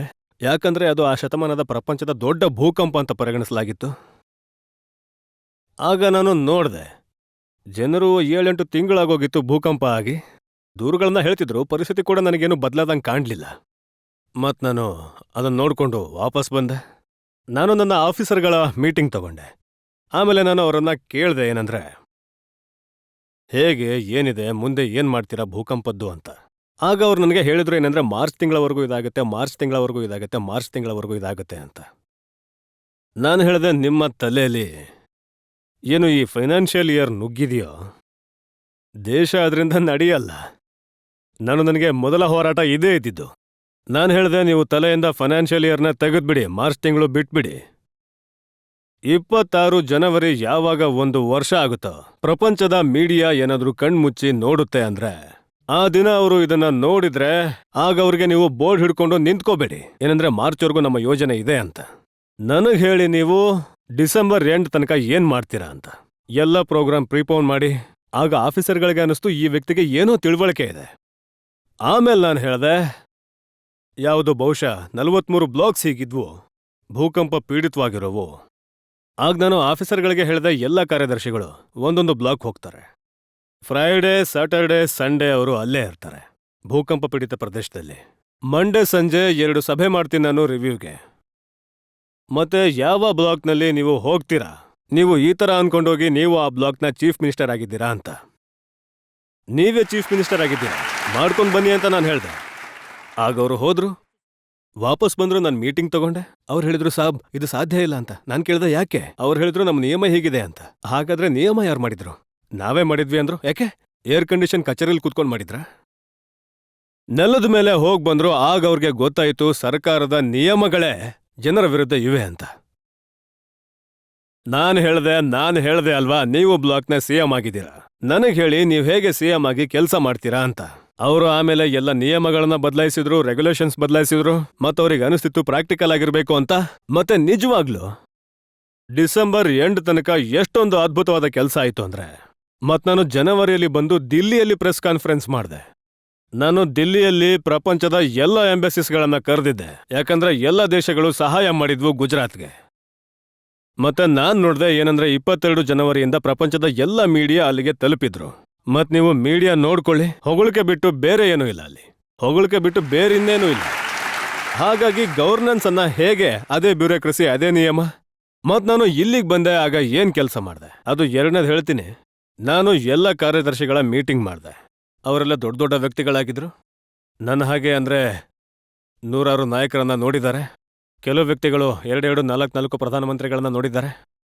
ಹಾಗಾಗಿ ಅವ್ರಿಗೆ ಅಂತೂ ಇವೆಲ್ಲ ಕಡ್ಲೆಕಾಯಿ ಬುತ್ತಿ ಆಗಿರುತ್ತೆ. ಇದು ವಾಸ್ತವ. ನಾನು ಮೀಟಿಂಗ್ ಮಾಡಿದೆ. ನಾನು ಹೇಳಿದೆ, ಈ ಕೆಲಸ ಮಾಡಬೇಕಿದೆ.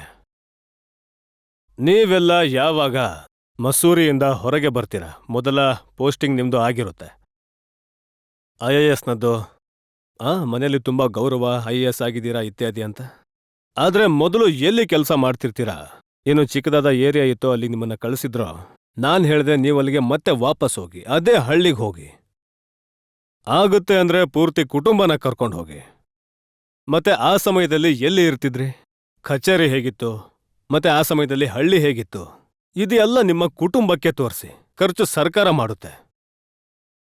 ಮತ್ತೆ ಬಂದು ನನಗೆ ಹೇಳಿ ಏನಂದ್ರೆ, ನೀವು ಅಲ್ಲಿಂದ ಎಲ್ಲಿಗೆ ತಲುಪಿದ್ದೀರಾ, ಯಾವ ಹಳ್ಳಿಯನ್ನ ನೀವು ಬಿಟ್ಟು ಬಂದಿದ್ರಿ ಆ ಕೆಲಸ. ನಾನ್ಯಾವುದೇ ಕ್ಲಾಸ್ ತಗೋಬೇಕಾಗಿರ್ಲಿಲ್ಲ. ಎಲ್ರೂ ಬಂದು ಹೇಳಿದ್ರು ಏನಂದ್ರೆ, ಸಾಬ್ ನಮ್ಮ ಕಣ್ಣುಗಳು ತೆರೆದ್ವು. ನಾವು 30 ವರ್ಷದ ಮುಂಚೆ ಎಲ್ಲಿ ಹೋಗಿದ್ವೋ ಅಲ್ಲಂತೂ ಹಾಗೇ ಇದೆ ಪರಿಸ್ಥಿತಿ. ನಮ್ಮ ಜೀವನ ಅಂತೂ ಬದಲಾಗಿದೆ. ನಮ್ಮ ಮಕ್ಕಳು ಕೂಡ ಒಳ್ಳೆ ಸ್ಥಿತಿಗೆ ತಲುಪಿದ್ದಾರೆ. ಅವರು ಅಲ್ಲೇ ಇದ್ದಾರೆ. ನಾನು ಹೇಳಿದೆ, ಯಾರು ಮಾಡಿದ್ದು ಈ ನೀತಿಗಳನ್ನ? ಹಾಗಾಗಿ ನಾನು ಅವ್ರಿಗೆ ರಿಯಲೈಸ್ ಮಾಡಿಸ್ತೀನಿ, ನಾನು ಅವರನ್ನ ಮೋಟಿವೇಟ್ ಮಾಡ್ತೀನಿ. ಅದಕ್ಕೆ ಸರ್ಕಾರ ಅದೇ, ಕಚೇರಿ ಅದೇ, ಫೈಲ್ ಅದೇ, ಕಾನೂನು ಅದೇ, ನಿಯಮ ಅದೇ. ಆದ್ರೆ ಒಂದ್ ವೇಳೆ ಶೈಲಿಯನ್ನ ಬದಲಾಯಿಸಿದ್ರೆ ಆಗ ಪರಿಸ್ಥಿತಿಗಳನ್ನ ಬದಲಾಯಿಸ್ಬೋದು. ನಾನು ಬದಲಾಯಿಸಿದ್ದೀನಿ. ನನ್ನ ಮೊದಲ ಅನುಭವ ದಿಲ್ಲಿಯಲ್ಲಿ ಬ್ಯೂರೋಕ್ರಸಿಗೆ ಯಾವಾಗ ಬಂದಿತ್ತು ಅಂದ್ರೆ, ಯಾವಾಗ ನಾನು ಪ್ರಧಾನಮಂತ್ರಿ ಜನ್ಧನ್ ಸ್ಕೀಮ್ನ ತಗೊಂಡ್ ಬಂದೆ. ನಾನು ನಿರ್ಧಾರ ಮಾಡಿದೆ ಏನಂದ್ರೆ, ಬ್ಯಾಂಕುಗಳ ನ್ಯಾಷನಲೈಸೇಷನ್ ಆಯಿತು. ಬಡವರಿಗಾಗಿ ಬ್ಯಾಂಕ್ನ ಬಾಗಿಲು ತೆರೆಯೋದಕ್ಕೋಸ್ಕರ ಇಂದಿರಾಜಿಯವರ ಭಾಷಣ ಕೇಳಿ ನೀವು. ಮತ್ತೆ ಎಲ್ಲ ಬ್ಯಾಂಕ್ಗಳನ್ನ ಅವರು ರಾತ್ರೋರಾತ್ರಿ ಜಪ್ತಿ ಮಾಡಿದ್ರು. ನಾನು ಇಲ್ಲಿ ನೋಡ್ದೆ ಏನಂದ್ರೆ 50% ದೇಶದ ಜನರು ಹೇಗಿದ್ದಾರೆ ಅಂದ್ರೆ ಅವರು ಬ್ಯಾಂಕ್ನ ಬಾಗಿಲೇ ನೋಡಿಲ್ಲ. ಈಗ ಅವರು ಯಾರು? SC ST OBC ಅದೇ ಸಮಾಜ. ನಾನು ಹೇಳಿದೆ ಪ್ರತಿಯೊಬ್ಬರಿಗೂ ನಾನು ಬ್ಯಾಂಕ್ ಅಕೌಂಟ್ ಮಾಡಿಸ್ಬೇಕು ಅಂತ. ಆಗ ಸಾಬ್ ಬ್ಯಾಂಕ್ನವರು ಹೇಳಿದ್ರು ಸ್ವಲ್ಪ ಆದ್ರೂ ಅವರು ಬಂಡವಾಳ ಹಾಕ್ಬೇಕು. ನಾನು ಹೇಳಿದೆ ಅವ್ರ ಹತ್ರ 1 ಪೈಸನೂ ಇಲ್ಲ ಅಂತ, ಬಂಡವಾಳ ಇಲ್ಲದೆ ಹಾಕ್ಬೇಕು. ಆಗ ಆಮೇಲೆ ಹೇಳಿದ್ರು ಈ ಸ್ಟೇಷನರಿ ಖರ್ಚು ಇರುತ್ತೆ ಅಂತ. ಆಗ ನಾನು ಹೇಳಿದೆ ಸ್ಟೇಷನರಿ ಖರ್ಚನ್ನ ನಾವು ಸರ್ಕಾರಿ ಬಜೆಟ್ ಇಂದ ಕೊಡ್ತೀವಿ, ಆದ್ರೆ ನಂಗೆ ಖಾತೆ ತೆರಿಬೇಕು ಅಂತ. ಅವ್ರು ಹೇಳಿದ್ರು ಸಾಬ್ ನಾವು ಘೋಷಣೆ ಮಾಡ್ಬಿಡ್ತೀವಿ, ಯಾರು ಬರ್ತಾರೋ ಅವರಿಗೆ, ನನಗೆ ಯಾರು ಬರ್ತಾರೋ ಅವರಿಗಲ್ಲ, ಹುಡುಕ್ಬೇಕು. ಯಾರೆಲ್ಲ ಖಾತೆ ತೆಗ್ದಿಲ್ಲ ಅವ್ರ ಮನೆಗೆ ಹೋಗ್ಬೇಕು, ಹುಡುಕಿ ಕರ್ಕೊಂಡ್ ಬನ್ನಿ. ಸರಿ, ನಾನು ಎಲ್ಲಾನು ಹೇಳ್ದೆ. ನಮ್ಮ ಅರುಣ್ ಜೇಟ್ಲಿಜಿ ಫೈನಾನ್ಸ್ ಮಿನಿಸ್ಟರ್ ಆಗಿದ್ರು. ಈಗ ಅವರು ಇಲ್ಲೇ ಹುಟ್ಟಿ ಬೆಳೆದಿದ್ದು ನಿಮ್ಮ ಮಧ್ಯದಲ್ಲೇ. ಅವರ ಪ್ರಪಂಚ ಅಂತೂ ಬೇರೆನೇ ಇತ್ತು. ಆಗ ಅವ್ರು ಹೇಳಿದ್ರು ಮೋದಿಜಿ ಎಲ್ಲ ಕೆಳಮಟ್ಟದವ್ರಿಗೆ. ನಾನು ಹೇಳಿದೆ ಆ ಥರ ಅಲ್ಲ, ನಾನು ಪ್ರತಿ ವಾರ ಮೀಟಿಂಗ್ ತಗೊಳ್ತೀನಿ. ಮತ್ತು ನಾನು ಹೇಳಿದೆ ನೀವು ಕೂತ್ಕೋಬೇಕಾಗತ್ತೆ ಅಂತ. ಆಗ ಸರಿಸುಮಾರು 30-40 ಆಫೀಸರ್ಗಳನ್ನ ಪ್ರತಿ ವಾರ ನಾನು ಕರಿತೀನಿ, ಹೇಳಿ ಯಾವ ಬ್ಯಾಂಕ್ನದು ಎಷ್ಟು ಅಕೌಂಟ್ ಆಗಿದೆ ಅಂತ. ಅರೆ ಹೇಳಿದ್ರು ಸರ್ ಪ್ರೈಮ್ ಮಿನಿಸ್ಟರ್ ಇದನ್ನ ಹೇಗೆ ಮಾಡ್ತಾರೆ ಅಂತ. ಅಂದ್ರೆ ಈ ಪ್ರೈಮ್ ಮಿನಿಸ್ಟರ್ ಆ ಥರನೇ ಇರೋದು.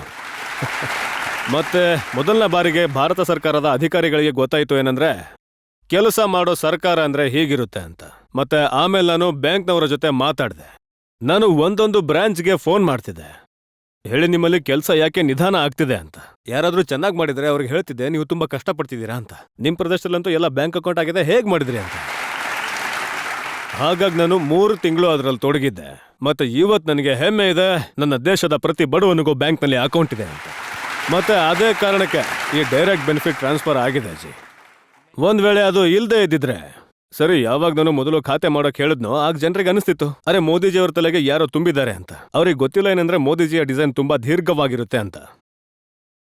ಆ ಸಮಯದಲ್ಲಿ ಕೇವಲ ಖಾತೆ ಆಗ್ತಾ ಇತ್ತು. ನಾನಿವತ್ತು ಅವರ ಜೀವನವನ್ನ ಬದಲಾಯಿಸ್ತಾ ಇದ್ದೀನಿ ಅದರ ಮಾಧ್ಯಮದಿಂದ. ಮತ್ತೆ ಇವತ್ತು ಲಕ್ಷಾಂತರ ಕೋಟಿ ರೂಪಾಯಿ ಬ್ಯಾಂಕ್ಗಳಲ್ಲಿ ಅವರ ಹೆಸರಲ್ಲಿ ಜಮೆ ಆಗಿದೆ. ಯಾರು ಪಾಪ ಮುಂಚೆ ಮನೆಯಲ್ಲಿ ಧಾನ್ಯಗಳ ಒಳಗೆ ಮುಚ್ಚಿಡ್ತಿದ್ರೋ ದುಡ್ಡನ್ನ, ಮತ್ತೆ ಕೆಲವೊಮ್ಮೆ ಗಂಡನಿಗೆ ಅಭ್ಯಾಸ ಇರೋದು, ದಿಲ್ಲಿ ತರಹದ ಸರ್ಕಾರಗಳು ಅವರಿಗೆಲ್ಲ ಏನೋ ಮದ್ಯ ಕುಡಿಸೋ ಅಭ್ಯಾಸ ಮಾಡ್ತಿದ್ದಾರೋ, ಆಗ ಅಲ್ಲಿಂದ ಅವನು ಆ ದುಡ್ಡನ್ನ ಕದ್ಬಿಡ್ತಿದ್ದ. ಹಾಗಾಗಿ ನಾನು ಎಷ್ಟೋ ಜನರ ಜೀವನ ಉಳಿಸಿದ್ದೀನಿ. ಅವರಂತೂ ಒಳ್ಳೇದ್ ಮಾಡಿದ್ರು, ಒಂದ್ರ ಜೊತೆ ಒಂದು ಬಾಟ್ಲಿ ಫ್ರೀ. ಇದಕ್ಕೆ ಕಾರಣ ಇದೆ, ಅವ್ರಿಗೆ ಪ್ರತಿ ಬಾಟಲ್ ಮೇಲೆ ದುಡ್ಡು ಕಮಿಷನ್ ಸಿಗುತ್ತೆ. ಭ್ರಷ್ಟಾಚಾರ ಅವರದ್ದು ಬಾಟ್ಲಿ ಮೇಲಿದೆ. ಮತ್ತೆ ಇದಕ್ಕೋಸ್ಕರ ಅವರು ಫ್ರೀ ಕೊಡೋದ್ರಲ್ಲಿ ಕಮಿಷನ್ ಅವ್ರದಂತೂ ಪಕ್ಕ ಇದೆ. ಅವ್ರು ಹೇಳ್ತಾರೆ ಏನಂದ್ರೆ ಬಾಕಿ ಕಡೆ ಅಂತೂ ನೋಟುಗಳ ಕಂತೆ ಸಿಗುತ್ತೆ, ನನ್ನ ಹತ್ರ ಬಿಡಿಗಾಸು ಸಿಗಲ್ಲ ಅಂತ. ಅಂದ್ರೆ ಅವರು ಆಫೀಸರ್ ಆಗಿದ್ದವರು ಅವ್ರಿಗೆ ಗೊತ್ತಿರುತ್ತೆ ಸರ್ಕಾರ ಏನ್ ಮಾಡ್ತಿದೆ ಅಂತ. ಹಾಗಾಗಿ ಅದ್ರ ಬಗ್ಗೆ ಅವ್ರು ಏನ್ ಮಾಡ್ಬೇಕು ಮಾಡ್ಕೊಂಡಿರ್ತಾರೆ. ಯಾರು ಅನುಭವಿ ಕಳ್ಳ ಇರ್ತಾನಲ್ಲ ಅವನಿಗೆ ದೊಡ್ಡ ಸೌಲಭ್ಯ ಇರುತ್ತೆ. ಯಾರು ಸರ್ಕಾರದಲ್ಲಿದ್ದ ಆಫೀಸರ್ ಆಗಿರ್ತಾನೋ ಅವನಿಗೆ ಗೊತ್ತಿರುತ್ತೆ ಇಡಿ ಹೇಗ್ ಹೋಗುತ್ತೆ, CBI ಹೇಗ್ ಹೋಗುತ್ತೆ, ಇಷ್ಟು ವಿಷಯಗಳನ್ನ ಎಚ್ಚರಿಕೆಯಿಂದ ಇಟ್ಕೊಳ್ಳಿ, ಆಮೇಲೆ ಪ್ರಾಬ್ಲಮ್ ಇರೋದಿಲ್ಲ. ಇದನ್ನೆಲ್ಲ ಯೋಚನೆ ಮಾಡಿ ಇಡ್ತಾನೆ ಜಿ. ಹೇಗೆ ನೀವಿದ್ದೀರಲ್ವಾ ಇಷ್ಟು ವರ್ಷ, ಯಾವುದೇ ಪೊಲಿಟಿಕಲ್ ಲೀಡರ್ ಬಂದ್ರು ನೀವು ಆರಾಮಾಗಿ ನಿರ್ಧಾರ ಮಾಡ್ಬೋದು, ಹೀಗೆ ಮಾಡೋಣ ಅಂತ. ನಾವು ಪ್ರಶ್ನೆ ಕೇಳ್ತಾ ಇದ್ದೀವಿ ಭಾರತದ ಪ್ರಧಾನಮಂತ್ರಿ ನರೇಂದ್ರ ಮೋದಿ ಅವರಿಗೆ. ನಿಮ್ಮ ಈ ಜೋಶ್ ಮುಂದುವರಿಯಲಿ. ಈ ಪ್ರಶ್ನೆಗಳು ಮತ್ತು ಉತ್ತರಗಳ ಸರಣಿ ಮುಂದುವರಿಯುತ್ತೆ ಒಂದು ಬ್ರೇಕ್ನ ನಂತರ.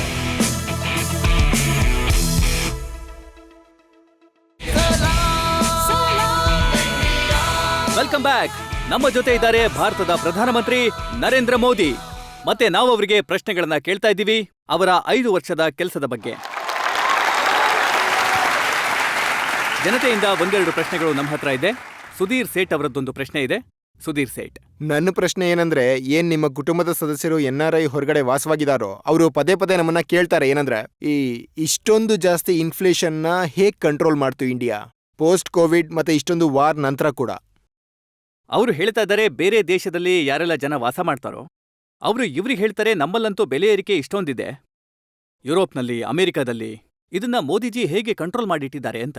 ಹೇಗಂದ್ರೆ ನಾನು ಕೋವಿಡ್ನ ಸಮಯದಲ್ಲಿ ಸಾಕಷ್ಟು ಜನರನ್ನ ಭೇಟಿ ಆಗ್ತಿದ್ದೆ. ಕೋವಿಡ್ ಸಮಯದಲ್ಲಿ ವಿಡಿಯೋ ಕಾನ್ಫರೆನ್ಸ್ ಇಂದ ಮಾತಾಡ್ತಿದ್ದೆ. ಆಗ ಪ್ರಪಂಚದಾದ್ಯಂತ ನಾನು ನೊಬೆಲ್ ಪ್ರೈಸ್ ವಿನ್ನರ್ ಮುಂತಾದಂಥ ವ್ಯಕ್ತಿಗಳನ್ನ ನಾನು ಕೇಳ್ತಿದ್ದೆ, ಈ ಪರಿಸ್ಥಿತಿಗಳಲ್ಲಿ ಏನ್ ಅನ್ಸುತ್ತೆ ನಿಮಗೆ ಅಂತ. ಮತ್ತೆ ನನಗೆ ನೀವೆಲ್ಲ ನೋಡಿರ್ಬೋದು ಯಾರೆಲ್ಲ ಇವತ್ತು ಉದ್ಯಮಿಗಳಿಗೆ ಬೈತಾರೋ ಆ ವ್ಯಕ್ತಿಗಳು ಕೋವಿಡ್ ಸಮಯದಲ್ಲಿ ಹೇಳಿಕೆ ಕೊಟ್ಟಿದ್ದಾರೆ. ಏನಂದ್ರೆ ನೀವು ಉದ್ಯಮಗಳಿಗೆ ದುಡ್ಡು ಕೊಡಿ ಅಂತ ಅವ್ರ ಹೇಳಿಕೆ ಇದೆ. ಅವ್ರ ಥೇರಿ ಇತ್ತು ನೋಟ್ ಪ್ರಿಂಟ್ ಮಾಡಿ ನೋಟ್ನ ಹಂಚಿ ಅಂತ, ಇಲ್ಲಾಂದ್ರೆ ದೇಶ ಉಳಿಯಲ್ಲ ಅಂತ. ಈಗ ಇವರು ಅಕಾಡೆಮಿಕ್ ವರ್ಲ್ಡ್ನ ಎಕನಾಮಿಸ್ಟ್ ವ್ಯಕ್ತಿಗಳಾಗಿದ್ರು, ನೋಬೆಲ್ ಪ್ರೈಸ್ ವಿನ್ನರ್ ವ್ಯಕ್ತಿಗಳು ಕೂಡ ಬಂದು ನನ್ನ ಭೇಟಿ ಆಗ್ತಿದ್ರು. ನಾನು ಹೇಳಿದೆ, ನಾನು ಆ ಥರ ಏನು ಮಾಡಲ್ಲ, ನಾನು ನೋಟ್ ಪ್ರಿಂಟ್ ಮಾಡೋದೂ ಇಲ್ಲ, ನಾನು ನೋಟ್ ಹಂಚೋದೂ ಇಲ್ಲ. ಈ ಒಂದು ನಿರ್ಧಾರದಲ್ಲಿ ಪೂರ್ತಿ ಪ್ರಪಂಚದಲ್ಲಿ ಬಹುಶಃ ನಾನೊಬ್ಬನೇ ವ್ಯಕ್ತಿ ಆಗಿದ್ದೀನಿ ಇಷ್ಟೊಂದು ದೊಡ್ಡ ಕಠಿಣ ನಿರ್ಧಾರ ತಗೊಂಡಿರೋನು. ನಾನು ಹೇಳಿದೆ, ನಾನು ಹಂಚೋದಾದ್ರೆ ಧಾನ್ಯ ಹಂಚ್ತೀನಿ, ನನ್ನ ಬಡವನ ಮನೆಯ ಒಲೆ ಉರಿಯುತ್ತೆ ಅಂತ. ಅವನು ಹಸುವಿಂದ ಇರಬಾರ್ದು, ಬಾಕಿ ಎಲ್ಲನೂ ನಿಭಾಯಿಸ್ತೀನಿ ನಾನು.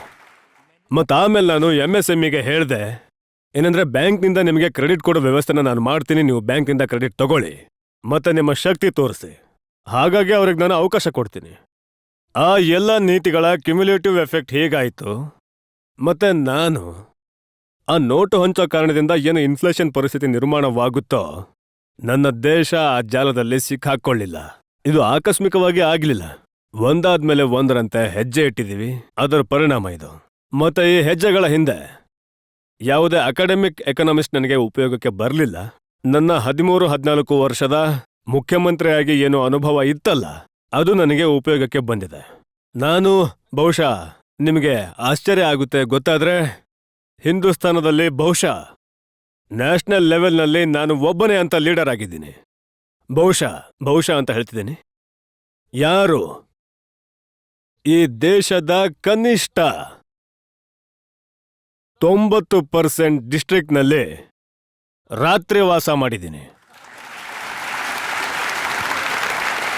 ಈ ದೇಶದ 90% ಡಿಸ್ಟ್ರಿಕ್ಟ್ಗಳಲ್ಲಿ ರಾತ್ರಿ ವಾಸವಾಗಿರೋ ವ್ಯಕ್ತಿ ನಾನು. ಚಾಪೆ ಮೇಲೆ ಮಲಗಿ ಬಂದಿರೋ ವ್ಯಕ್ತಿ ನಾನು. ಮತ್ತೆ ಇದಕ್ಕೋಸ್ಕರ ನನಗೆ ತಳಮಟ್ಟದ ವಿಷಯಗಳ ಬಗ್ಗೆ ತಿಳುವಳಿಕೆ ಇದೆ. ಮತ್ತೆ ಇಲ್ಲಿ ನನ್ನ ಹತ್ರ ಇನ್ಫಾರ್ಮೇಶನ್ನ ರಿಸೋರ್ಸಸ್ ಇವೆ. ಇವೆಲ್ಲವನ್ನ ಯಾವಾಗ ಒಟ್ಟು ಸೇರಿಸಿ ನಾನು ಹೊರಗೆ ತೆಗಿತೇನೋ ಅದರಿಂದ ಒಂದು ಪಾಲಿಸಿ ಆಗುತ್ತೆ. ಅದರ ಪರಿಣಾಮ ಏನಂದ್ರೆ, ಇವತ್ತು ಇಂದಿರಾಜಿಯವರ ಸಮಯದಲ್ಲಿ ತುಂಬಾ ಜಾಸ್ತಿ ಇನ್ಫ್ಲೇಷನ್ ಇತ್ತು ನಮ್ಮ ದೇಶದಲ್ಲಿ. ಮನಮೋಹನ್ ಸಿಂಗ್ ಸಮಯದಲ್ಲಿ ಇವತ್ತಿಗಿಂತಲೂ ಜಾಸ್ತಿ ಇನ್ಫ್ಲೇಷನ್ ಇತ್ತು. ಇಷ್ಟೇ ಅಲ್ಲ, ಒಂದ್ ವೇಳೆ ಕೆಂಪು ಕೋಟೆಯಿಂದ ಪಂಡಿತ್ ನೆಹರು ಅವರ ಒಂದು ಭಾಷಣ ನೀವು ಯೂಟ್ಯೂಬ್ಗೆ ಹೋದ್ರೆ ನಾನು ಇಷ್ಟಪಡ್ತೀನಿ. ಏನಂದ್ರೆ, ಈ ಗೂಗಲ್ ಗುರುಗಳಾಗಿರೋ ಎಷ್ಟೆಲ್ಲ ವಿದ್ಯಾರ್ಥಿಗಳಿದ್ದಾರೋ ಅವರು ಸ್ವಲ್ಪ ಯೂಟ್ಯೂಬ್ನಲ್ಲಿ ಹೋಗಿ ನೋಡ್ಲಿ. ಪಂಡಿತ್ ನೆಹರು ಅವರ ಕೆಂಪು ಕೋಟೆಯ ಭಾಷಣ ಇದೆ. ಮತ್ತೆ ಕೆಂಪು ಕೋಟೆಯ ಭಾಷಣದಲ್ಲಿ ಹಾಗೆ ನೀವು ಇಂದಿರಾಜಿಯವರ ಭಾಷಣ ಕೇಳಿ, ನೆಹರೂಜಿ ಅವರದ್ದು ಕೇಳಿ, ರಾಜೀವ್ ಗಾಂಧೀಜಿಯವರದ್ದು ಕೇಳಿ, ಮನಮೋಹನ್ ಸಿಂಗ್ ಜಿ ಅವರದ್ದು ಕೇಳಿ. ಇವರೆಲ್ಲರ ಭಾಷಣದಲ್ಲಿ ಒಂದು ವಿಷಯ ಕಾಮನ್ ಇದೆ, ಗರೀಬಿ ಹಟಾವ್. ಎರಡನೇದು ಬೆಲೆ ಏರಿಕೆ. ಇವರೆಲ್ಲರ ಭಾಷಣದಲ್ಲಿ ಕೆಂಪು ಕೋಟೆಯಲ್ಲಿ. ಮತ್ತೆ ಕಾರಣ ಏನ್ ಕೊಟ್ರು ನೆಹರೂಜಿಯವರು? ನೆಹರೂಜಿಯವರ ಕಾರಣ ಇದಾಗಿತ್ತು, ಬೆಲೆ ಏರಿಕೆ ತುಂಬಾ ಇದೆ, ನನಗೆ ಗೊತ್ತಿದೆ ನಿಮಗೆ ತೊಂದರೆ ಆಗ್ತಿರ್ಬೋದು, ಆದ್ರೆ ನಿಮಗೆ ಗೊತ್ತಿದೆ ನಾರ್ತ್ ಕೊರಿಯಾ ಮತ್ತೆ ಸೌತ್ ಕೊರಿಯಾದಲ್ಲಿ ಯುದ್ಧ ನಡೀತಿದೆ, ಆ ಕಾರಣಕ್ಕೆ ನಾವು ಸ್ವಲ್ಪ ಬೆಲೆ ಏರಿಕೆಯ ಹೊಡೆತವನ್ನ ಅನುಭವಿಸ್ಬೇಕಾಗತ್ತೆ. ಇದು ಆ ಸಮಯದಲ್ಲಿ ಅವರ ಭಾಷಣ.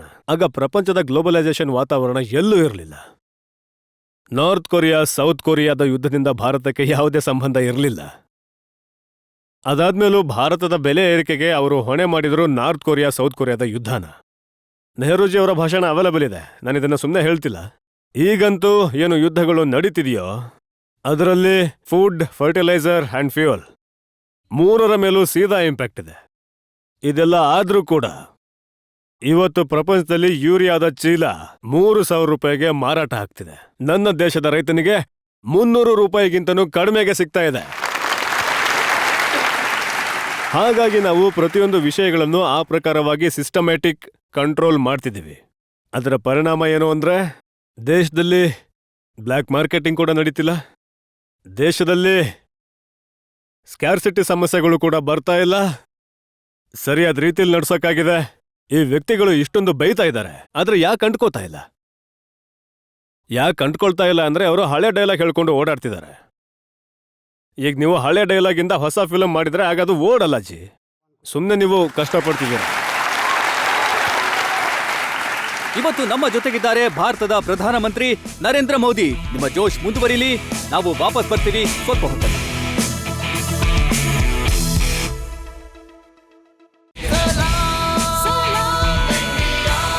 Welcome back. ಇವತ್ತು ನಾವು ಪ್ರಧಾನಮಂತ್ರಿ ನರೇಂದ್ರ ಮೋದಿ ಅವರಿಂದ ಅವರ 5 ವರ್ಷದ ಕೆಲಸದ ಲೆಕ್ಕಾಚಾರಗಳನ್ನ ಕೇಳ್ತಾ ಇದ್ದೀವಿ. ನಾವು ಫೈನಲ್ ರೌಂಡಲ್ಲಿದ್ದೀವಿ. ಇನ್ನೇನು 2-3 ನಿಮಿಷದಲ್ಲಿ ಒಂದು ಪ್ರಶ್ನೆ ರಾಜೇಂದ್ರ ಟಿಕ್ಕಿಯಾ ಅವರದ್ದಿದೆ. ಹಿಂದೂಸ್ತಾನದ ರಾಜಕೀಯ ಏನು ಇಲ್ಲಿವರೆಗೆ ನೋಡಿದೀವಿ. ಅದರಲ್ಲಿ ಸೋನಿಯಾ ಗಾಂಧೀಜಿ ಏನ್ ಮಾಡ್ತಿದ್ದಾರೋ ಅವರು ರಾಹುಲ್ ಗಾಂಧೀಜಿ ಅವರಿಗೋಸ್ಕರ ಮಾಡ್ತಿದ್ದಾರೆ. ಲಾಲೂ ಪ್ರಸಾದ್ ಯಾದವ್ ಏನ್ ಮಾಡ್ತಿದ್ದಾರೋ ಅವರು ತೇಜಸ್ವಿ ಯಾದವ್ಗೋಸ್ಕರ ಮಾಡ್ತಿದ್ದಾರೆ. ಹಾಗೇನೇ ಶರದ್ ಪವಾರ್, ಮಮತಾ ಬ್ಯಾನರ್ಜಿ ಇವರೆಲ್ಲ ನಾಯಕರು ತಮ್ಮ ಕುಟುಂಬ, ತಮ್ಮ ಮಕ್ಕಳ ಭವಿಷ್ಯಕ್ಕೋಸ್ಕರ ಮಾಡ್ತಿದ್ದಾರೆ. ನೀವು ಎಷ್ಟೊಂದು ಕಷ್ಟಪಡ್ತಿರಲ್ಲ, ನಿಮ್ಮ ಕಷ್ಟದ ಅಭಿಮಾನಿಗಳು ಕೂಡ ನಿಮ್ಮ ವಿರೋಧಿಗಳಾಗಿದ್ದಾರೆ. ನಾವೆಲ್ಲರೂ ನಿಮ್ಮಿಂದ ತಿಳ್ಕೊಳ್ಳೋಕೆ ಇಷ್ಟಪಡ್ತೀವಿ ಏನಂದ್ರೆ ನಿಮ್ಮ ಹಿಂದೆ ಮುಂದೆ ಅಂತೂ ಯಾರೂ ಇಲ್ಲ. ಆದ್ರೂ ನೀವು ಇಷ್ಟೊಂದು ಕಷ್ಟಪಡ್ತಿರೋದು ಯಾರಿಗೋಸ್ಕರ? ನೋಡಿ, ನನಗನ್ಸತ್ತೆ ಪ್ರತಿಯೊಬ್ರು ರಾಜಕೀಯದಲ್ಲಿ ಇವಾಗ ಎಷ್ಟೆಲ್ಲ ಪಕ್ಷಗಳ ಹೆಸರು ನೀವು ಹೇಳಿದ್ರೋ, ಈ ಪಕ್ಷಗಳು ಎಂಥವು ಅಂದ್ರೆ ಇವುಗಳಲ್ಲಿ 3 ವಿಶೇಷತೆಗಳು ಕಾಮನ್ ಆಗಿವೆ ಈ ಇಂಡಿಯಾ ಅಲಯನ್ಸ್ನಲ್ಲಿ. ಮತ್ತೆ ಅವರೆಲ್ಲ ಒಟ್ಟಾಗೋದಕ್ಕೂ ಅದೇ ಕಾರಣ. ಇವರೆಲ್ಲ ತುಂಬ ಕೋಮುವಾದಿಗಳಾಗಿದ್ದಾರೆ, ತುಂಬ ಜಾತಿವಾದಿಯಾಗಿದ್ದಾರೆ, ಮತ್ತೆ ತುಂಬ ಕುಟುಂಬ ರಾಜಕಾರಣ ಮಾಡೋರು. ಈಗ ಈ ಹಿಂದೂಸ್ತಾನದಲ್ಲಿ ಪ್ರತಿಯೊಬ್ಬರ ಮನಸ್ಸಲ್ಲಿ ಈ ಪ್ರಶ್ನೆ ಹುಟ್ಟುತ್ತೆ. ಕೆಲವು ವ್ಯಕ್ತಿಗಳು ಬೇರೆ ರೀತಿನೇ ಕೇಳ್ತಾರೆ, ಇಷ್ಟೊಂದು ಎನರ್ಜಿನ ಎಲ್ಲಿಂದ ತರ್ತೀರಾ ಅಂತ. ಕೆಲವು ಜನ ಹೇಳ್ತಾರೆ, ಯಾಕೆ ಇಷ್ಟೊಂದು ಕಷ್ಟಪಡ್ತಾ ಇದ್ದೀರಾ, ಯಾಕೆ ಸಾಯ್ತಿದ್ದೀರಾ ಅಣ್ಣ, 8 ವರ್ಷ ಆಗೋಯ್ತು. ನನ್ನನ್ನ ಒಬ್ಬ ನಾಯಕ ಭೇಟಿಯಾಗಿ ಹೋಗಿ ಬಂದಿದ್ರು ಒಂದ್ಸಲ, ತುಂಬಾ ದೊಡ್ಡ ಲೀಡರ್. ಮೊದಲನೇ ಟರ್ಮ್ನಲ್ಲಿ ನನ್ನ ಕೊನೆಯ ಅಂದ್ರೆ 5ನೇ ವರ್ಷ ಆಗಿತ್ತು. ಹೇಳಿದ್ರು, ಮೋದಿಜಿ ಈಗ ಪ್ರಧಾನಮಂತ್ರಿ ಆಗೋಗಿದ್ದೀರಾ, ಇದಕ್ಕೂ ಮೇಲೆ ಇನ್ನೇನಿದೆ ಜಗತ್ತಲ್ಲಿ, ಇಷ್ಟೊಂದು ಕಷ್ಟ ಯಾಕೆ ಪಡ್ತೀರಾ, ಆ ಥರ ಹೇಳಿದ್ರು ನನಗೆ. ಯಾಕಂದ್ರೆ ಅವರ ಒಂದೇ ರೀತಿ ಯೋಚನೆಯಿಂದ ದೇಶದ ರಾಜಕೀಯ ನಡೆದಿದೆ. ನಾನ್ ಅನ್ಕೋತೀನಿ ಎಲ್ಲರೂ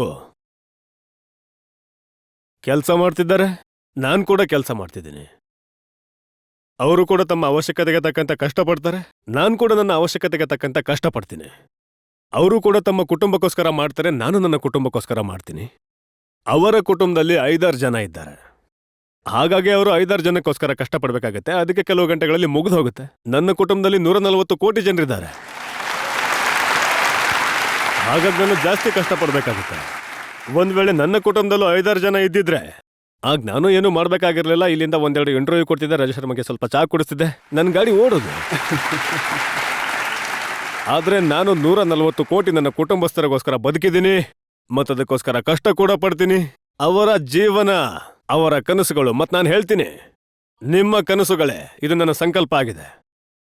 ಮತ್ತೆ ನನ್ನ ಪ್ರತಿಯೊಂದು ಕ್ಷಣನೂ ಕೂಡ ನಿಮಗೋಸ್ಕರ ಇದೆ, ನನ್ನ ಪ್ರತಿಯೊಂದು ಕ್ಷಣನೂ ದೇಶಕ್ಕೋಸ್ಕರ ಇದೆ.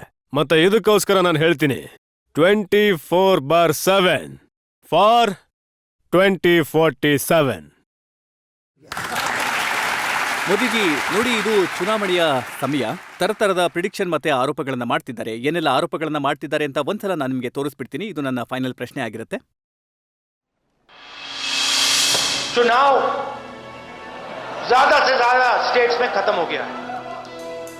पिछले 4 फेजेस के परिणाम साफ है और नरेंद्र मोदी जी चुनाव हार रहे हैं. आने वाला दिन में तो बोलना है कि मोदी बाबू का सरकार को एक्सपायरी डेट हो गया है. जो 74 की बातें करते थे, अब उन्हें सोचना पड़ेगा कि उनका खाता कहां खुलेगा. एक के अलावा मुझे नहीं लगता कोई खाता खोल पाएगी. आम आदमी पार्टी के 7 सांसद भारी बहुमत से जीत रहे हैं. हमारे जितने भी सर्वे आ रहे हैं, ಇದರಲ್ಲಿ ಕೇವಲ ಒಂದೇ ಒಂದು ಪ್ರಾಬ್ಲಮ್ ಇದೆ. ಇವು 2019ರ ವಿಡಿಯೋಸ್. ನೀವೊಂದು ಕೆಲಸ ಒಳ್ಳೇದು ಮಾಡಿದ್ರಿ, 2019ರದ್ದು ತೋರಿಸಿದ್ರಿ. ನಾನಂತೂ ಹೇಳ್ತೀನಿ, ನೀವು 2014ರದ್ದು ತೆಗೀರಿ, ಇದೇ ಡೈಲಾಗ್ ಇದೆ. 2019ರ ತೆಗೀರಿ, ಇದೇ ಡೈಲಾಗ್ ಇದೆ. ಮತ್ತೆ 2024ರಲ್ಲೂ ಕೂಡ ಅದೇ ಡೈಲಾಗ್ ನಡೀತಿದೆ. ಮತ್ತೆ ಜನತೆ ಕೂಡ ತಮ್ಮ ಮನಸ್ಥಿತಿನ ಹಾಗೇನೆ ಇಟ್ಕೊಂಡಿದ್ದಾರೆ. ಏನಂದ್ರೆ ಇವರ ಶಬ್ದಗಳ ಯಾವ ಪರಿಣಾಮನೂ ಅವ್ರ ಮೇಲೆ ಆಗಿಲ್ಲ. ಮತ್ತೆ ನಿರಾಶೆ ಇದೆ. ಹಾಗಾಗಿ ಮೊದಲವರು ಹೇಳ್ತಿದ್ರು, ಮೋದಿ 400 ಪಾರ್ ಅಂಕಿ ಅಂಶ ಹೇಗ್ ಕೊಡಕ್ಕಾಗುತ್ತೆ ಅಂತ. ಅಂದ್ರೆ ಇವರು EVMನಲ್ಲಿ ಏನೋ ಗೊಂದಲ ಮಾಡಿದ್ದಾರೆ ಅಂತ. ಈಗ ನಾನು ಅವರನ್ನ ಕೇಳ್ತೀನಿ, ನೀವು ಅಂಕಿ ಅಂಶನ ಎಲ್ಲಿಂದ ಕೊಡ್ತೀರಾ? ನೀವು ಆ ಯಾವ EVMನ ಹಿಡ್ಕೊಂಡಿದ್ದೀರಾ ಹೇಳಿ? ಈಗ ನೋಡಿ, ಅವರಿಗೆ ಎಷ್ಟು ಗಂಭೀರವಾದ ಪೇಷಂಟ್ ಬಂದ್ರೂ ಕೂಡ ಆಗ್ಲೂ ಕೂಡ ಡಾಕ್ಟರ್ ಹೇಳ್ತಾರೆ, ಇಲ್ಲ ಚಿಂತೆ ಮಾಡಬೇಡಿ, ಸರಿ ಹೋಗ್ತೀರಾ ಅಂತ. ಹಾಗಾಗಿ ಅವರು ತಮ್ಮ ಕಾರ್ಯಕರ್ತರನ್ನ ಸ್ವಲ್ಪ ಓಡಿಸೋದಕ್ಕೆ ಮೀಡಿಯಾದಲ್ಲಿ ಜಾಗ ಮಾಡ್ಕೊಳ್ಳೋದಕ್ಕೆ ಏನಾದ್ರೂ ಮಾಡ್ಲೇಬೇಕಾಗುತ್ತೆ ಅಲ್ವಾ? ಇಲ್ಲ ನೋಡಿ, ಇಷ್ಟು ಮಾಡದೆ problem- ಇರೋಕ್ಕಾಗುತ್ತಾ? ಈಗ ಇಲ್ಲ, ಈಗ 4ನೇ ಜೂನ್ ನಂತರ ಪಾಪ ಒದ್ದಾಡೋಗ್ತಾರೆ. 4ನೇ ಜೂನ್ ವರ್ಗೂ ಆದ್ರೂ ಬದುಕಿರೋಕ್ ಬಿಡಿ. ಜೂನ್ 4ರ ವಿಷಯ ಅಲ್ಲ, ಈಗ ನೀವ್ ಹೇಳಿದ್ರಿ 2047ರವರೆಗೆ. ಹಾಗಾಗಿ ಹೇಳ್ತಿದ್ದಾರೆ ಮೋದಿ ತುಂಬಾ ದೊಡ್ಡ ಪ್ರೋಗ್ರಾಮ್ ಮಾಡ್ಬಿಟ್ಟಿದ್ದಾರೆ, ಇವರಂತೂ ಎಲ್ಲೂ ಹೋಗಲ್ಲ 47ರವರೆಗೆ. ಹೇಗಂದ್ರೆ ನಾನು ಈಗ್ಲೂ ನಂಬ್ತೀನಿ, ಈಶ್ವರ ನನ್ನನ್ನ ಯಾವುದೋ ವಿಶೇಷವಾದ ಕೆಲಸಕ್ಕೋಸ್ಕರ ಕಳಿಸಿದ್ದಾರೆ. ಪರಮಾತ್ಮ ನನ್ನನ್ನ ಯಾವುದೋ ಪರ್ಪಸ್ಗೋಸ್ಕರ ಕಳಿಸಿದ್ದಾರೆ. ಇಲ್ಲ ಅಂದ್ರೆ ನಾನು ಯಾವ ಜೀವನದಿಂದ ಹೊರಗೆ ಬಂದಿದ್ದೇನೋ ಇಲ್ಲಿಗೆ ಬರೋಕೆ ಯಾವ ಲಾಜಿ ಕೂಡ ಹೊಂದಾಣಿಕೆ ಆಗಲ್ಲ ಅಜ್ಜಿ. ಯಾವ ದಾರಿನೂ ಇಲ್ಲ ನನ್ನ ಇಲ್ಲಿ ಕರ್ಕೊಂಡು ಬಂದಿರೋದು. ಈಶ್ವರನೇ ಈ ಕೆಲಸಕ್ಕೋಸ್ಕರ ನನಗೆ ಹೇಳಿದ್ದಾರೆ, ನನ್ನನ್ನು ಕಳಿಸಿದ್ದಾರೆ, ಮತ್ತು ನನಗೆ ಮಾರ್ಗದರ್ಶನ ಕೂಡ ಪರಮಾತ್ಮ ಸ್ವತಃ ಮಾಡ್ತಿದ್ದಾರೆ. ನನಗೆ ದಾರಿ ಕೂಡ ಪರಮಾತ್ಮ ಸ್ವತಃ ತೋರಿಸ್ತಿದ್ದಾರೆ. ಪರಿಶ್ರಮದ, ಪುರುಷಾರ್ಥದ, ಪರಾಕ್ರಮದ ಭಾವನೆ ಏನಿದೆಯೋ ಅದು ಕೂಡ ಪರಮಾತ್ಮನ ಕೃಪೆಯಿಂದ ಸಿಗ್ತಾ ಇರುತ್ತೆ. ಮತ್ತೆ ಅದರ ಮೇಲೇನೆ ನಾನು ಮಾಡ್ತೀನಿ, ನನಗೆ ಪಕ್ಕ ಅನ್ಸುತ್ತೆ. ವಿಕಸಿತ ಭಾರತ 2047ರವರೆಗಿನ ಟಾರ್ಗೆಟ್ ಇದು ಕೂಡ ಈಶ್ವರನೇ ನನ್ನಿಂದ ಮಾಡಿಸ್ತಿದ್ದಾರೆ. ಮತ್ತೆ ಎಲ್ಲಿವರೆಗೂ ಪೂರ್ತಿ ಆಗಲ್ವೋ ಅವರು ನನ್ನ ವಾಪಸ್ ಕರೆಯಲ್ಲ. ಮತ್ತೆ ಇವತ್ತು ಪ್ರಪಂಚದಲ್ಲಿ ಬೇರೆ ಎಲ್ಲೂ ಜಾಗ ಇಲ್ಲ ನನಗೋಸ್ಕರ, ಇಲ್ಲೇ ಇರೋದು. ಯಾಕಂದ್ರೆ ಹಿಂದೂಸ್ತಾನಕ್ಕೆ, ಪ್ರಪಂಚಕ್ಕೆ ಏನಾದ್ರೂ ಮಾಡೋದಕ್ಕೆ ದೇಶದ, ನೀವೊಂದ್ ವೇಳೆ ವಿವೇಕಾನಂದಜಿಯವರನ್ನ ಓದಿದ್ರೆ, ಶ್ರೀ ಅರಬಿಂದೋ ಅವರನ್ನ ಓದಿದ್ರೆ, ಭಾರತ ಕೇವಲ ಒಂದು ದೇಶ ಅಲ್ಲ, ಭಾರತ ಒಂದು ಪರ್ಪಸ್ನ ಇಟ್ಕೊಂಡಿರೋ ದೇಶ ಆಗಿದೆ. ಈ ವಿಶ್ವ ಕಲ್ಯಾಣ ಇದರ ಕೈಯಿಂದನೇ ಮುಂದೆ ಆಗುತ್ತೆ. ಮೋದಿಜಿ ನಿಮ್ಗೋಸ್ಕರ ಒಬ್ಬ ವೀವರ್ 4-5 ಲೈನ್ಗಳನ್ನ ಬರ್ದು ಕಳಿಸಿದ್ದಾರೆ. ಅವ್ರು ಬರ್ದಿದ್ದಾರೆ, मैं दिया हूं, मेरी दुश्मनी तो अंधेरों से है, हवाएं खामखा मेरे खिलाफ हैं. मैं दिया हूं, मेरी दुश्मनी अंधेरों से है, हवाएं खामखा मेरे खिलाफ हैं. हवाओं से कह दो आजमा के दिखाएं, बहुत दिए बुझाए हैं, एक दिया जला के दिखाएं. ನಾನು ಎಲ್ರಿಗೂ ತುಂಬಾ ಆಭಾರಿಯಾಗಿದ್ದೀನಿ. ತುಂಬಾ ಧನ್ಯವಾದ.